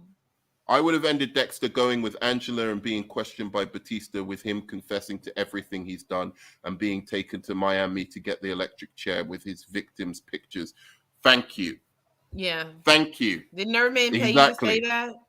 No, it's your fucking facts. No, I feel like Batista should be there. I feel like Batista should be there. But him dying? No, I don't have a problem with that. I think it works. Who's Harrison? That actor is not even a fucking person anybody cared about. Oh my Nobody cared about that actor. Nobody cares about the actor. Nobody cared. Nobody cared. Can I just finish what I'm saying? Can I just finish what I'm saying? No one cares about the Harrison as that particular actor. It's not like it's the Harrison kid that we saw from the first series, and he was not old enough to even be a fucking character. And then there's the woman that kind of catches him as well, who no one gives a shit about. Like, she's just some chick. We wanted to see the fucking people who have been there for fucking 8 seasons figure this guy out. This is a new show. It's a new show. All right. It's a good ending then. I don't know what to say. It's like this is a show about father and son and repeating the sins of the father. Okay, you don't care, but I did, and I liked it, and I liked how it ended and how it dealt with all of that. That's because you're a Dexter fan. That's because you think what Dexter did was right. That's how I know. No, I do not think that's why you think I do not. Don't. It's fine. I understand it. No. I like things where it's about cycles and ending cycles, okay? And the sins of the father, okay? And the effects and the trauma that it had on this child, okay? That's what I like. Again, I'm not being You funny don't about get this. that. You don't get it. Hannah so that's being cool. Hannah being back would have Trash. been more Hannah fucking. is trash. But at least she was a character like I somewhat cared about. I'm glad she Harrison was just a dead. little I never kid. cared. And Yes, this a kid that saw his mother sliced and diced just like his father did. But he was annoying the kid Because as of well. his He fa- wasn't No, even a he was cool not. kid. He was a No. terrible fucking kid. All right. Anyway, He was a Phil lost Melita- kid who had trauma. His mother died in front of him as a child, and his father left him, and he thought his father was dead, and then the only person that raised him was also dead, and he did have this sense of darkness about him. Why should he be a fucking cool kid? There was one element I did Oh like. my god! You just don't but like kids. Phil Militis, before we go, because I think we should wrap this up. Phil Militis, did you hear what happened in the end of season 9, or have we just spoiled everything for you? Yeah. He already knows. I heard. I You told heard him a long time ago. Right. Okay. You told him a long time ago. Like, yes, and thank you for that, Ashley. By the way, I was like, wait, stop, please stop. I'm gonna watch it. And she's like, yeah, and then this happens, and then this happens, and that's what happens. No. I said it, and I said you're not gonna watch it anyway, and I said it, and then I said, well, you weren't gonna watch it anyway. So no, I was gonna watch it. Guys, the widow likes to think that she knows what I'm thinking before it happens, and then she just decides. I said what it was, and then I said, oh, you're not gonna watch it. And then he was like, no, I actually was gonna watch it when we were discussing like the show, and I was like, because we were talking about what Nerdman said, and then I told you that I liked it, and then I was like, oh yeah, Nerdman just wants a court drama. I don't want a court drama. I just want the motherfucker court. I just want the motherfucker court. I don't give a shit. I want this motherfucker. You want to see his trial? Is what you're saying? No, wait. Let me finish. I don't necessarily want to see his Go trial. back to what you said, because it's on Twitter, dude. You said this season should have been him on trial. Oh, I just meant like, dude, like I don't care about him necessarily being. And I said, do you want a court drama? You were like, yeah. But you know, Nerdman, in a lot of ways, that same criticism we you're getting. talked about it, Nerdman. Oh, it would have been a fuck ton better than the ending we got. But anyway, but hold on. Why don't you levy that same thing against Breaking Bad? Like, there's a lot of build up to that, right? You'd like to see Walter White go through that. Walter White isn't like on the same level as fucking Dexter. I mean, this is a guy who's murdered fucking. And this is the guy who's putting drugs out on the street that are killing people. But it's like, you can make an argument Walter White's worse. No. But like, dude, he's a wait. Can you let me answer? Can you let me answer? His family's life. Everyone that needed to find out that I wanted to confronted him by the end. He got like caught. He was dead to rights. Everything that I wanted to happen happened. So you feel like there's unresolved. But the difference is, like with Dexter, it's completely unresolved shit. Like because the world finds out who he truly is. Find out about this. You find out. People, they find out that he is a serial killer. Off fucking screen. Off screen, you're never gonna see people's Angel reaction. Exposes him. Batista knows. Oh, Batista knows. So you want to see? So you wanted to see the general public realizing that he was this guy that was all these other killers, or all these. I wanted Dokes exonerated. Right. Like that to be part of the show, that Dokes is officially exonerated, right? That like we find out that Batista, like finding out, like this guy that he was defending actually killed LaGuardia. He does find out.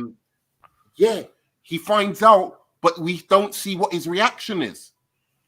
That's even worse. He does. He's on the phone. We hear his reaction. So Nerdman, do you think that they focus too much on his kid in spite of those things you wanted? Is that what you're saying? Right. Exactly. They focused the whole season on this relationship. But you also know that that's probably because they're setting up another show, right? Right. Well, And at the time they did not know that because it was all about Dexter and ending his story, and they ended it with his child. And which that is a huge part of it, right? With the Trinity Killer leaving him in a pool of blood, just like Dexter, and it's like the prophecy comes full circle. Yeah, I'm going to answer Cameron's Malik's question. Like, I think the Dark Passenger obviously was his inner voice. I don't think it was like Harry. I think it was Harry. I think it was Harry. Where Deb was more of his conscious, like trying to for him to be better and aspire for him to be different in the revival. Yeah, well, I mean, in a way, they both were ghosts, but in general, I just think that was him talking to himself, like convincing himself of his bullshit, basically. He was a classic. He's a classic sociopath. That's what Dexter is, and in some ways, it's written kind of well because he seems to have seduced everybody into thinking he was some kind of fucking hero. You know what I would have loved to see as well? I would have loved. You don't like how other people like things. I would have. That's what your gig is. I would have loved this. I would have loved this as a twist. Damn. Elitist. He walks out of movies because people laugh. You know. Thank all those you. things. Will you let me finish my point? Yes, I'm actually leaving. So. Okay. All right. I'm leaving right now as well. But bye, guys. I gotta go. My kid needs me. Peace. Bye. Thanks so much for coming on. But I would have loved this as a twist. Tell me this, film elitist, right? Mm-hmm. If the twist was at the end of the show, right? You know how everything has been from Dexter's point of view? If they did do some kind of trial or something, like just show like little clips of a trial of like him being questioned, and you realize some of the people that he killed that he suggested were guilty and that he like super vetted were actually not killers at all. Mm-hmm. I would have how it affected them and stuff like that. Well, not how it affected them, that they weren't killers at all. Like, he got the wrong person, like on several occasions. But he was just so down this road of like trying to catch guys and do whatever that he got sloppy and killed certain people that weren't even the fucking killers. I would have loved that.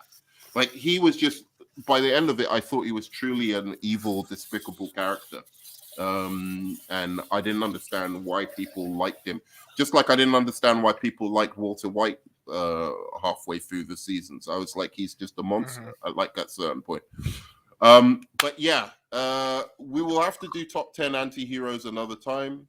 And can you guys react to Watchmodo's best TV anti-heroes? We'll do that another time as well. I'll definitely do that for you.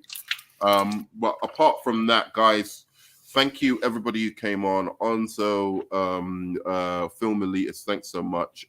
Widow, of course, thank you. And yeah, that's me. Please like, subscribe, comment. I love the comments. Tell me what you think. If you think Dexter's ending was good, please rank Dexter's villains as well, or antagonists, because not all of them were villains, and I will answer to your comments. And yeah, like, subscribe. What's the other thing you're supposed to do? Comment. Good, I've said all of them. So I'm gonna see you on the flip side, and I love you 3000. Peace.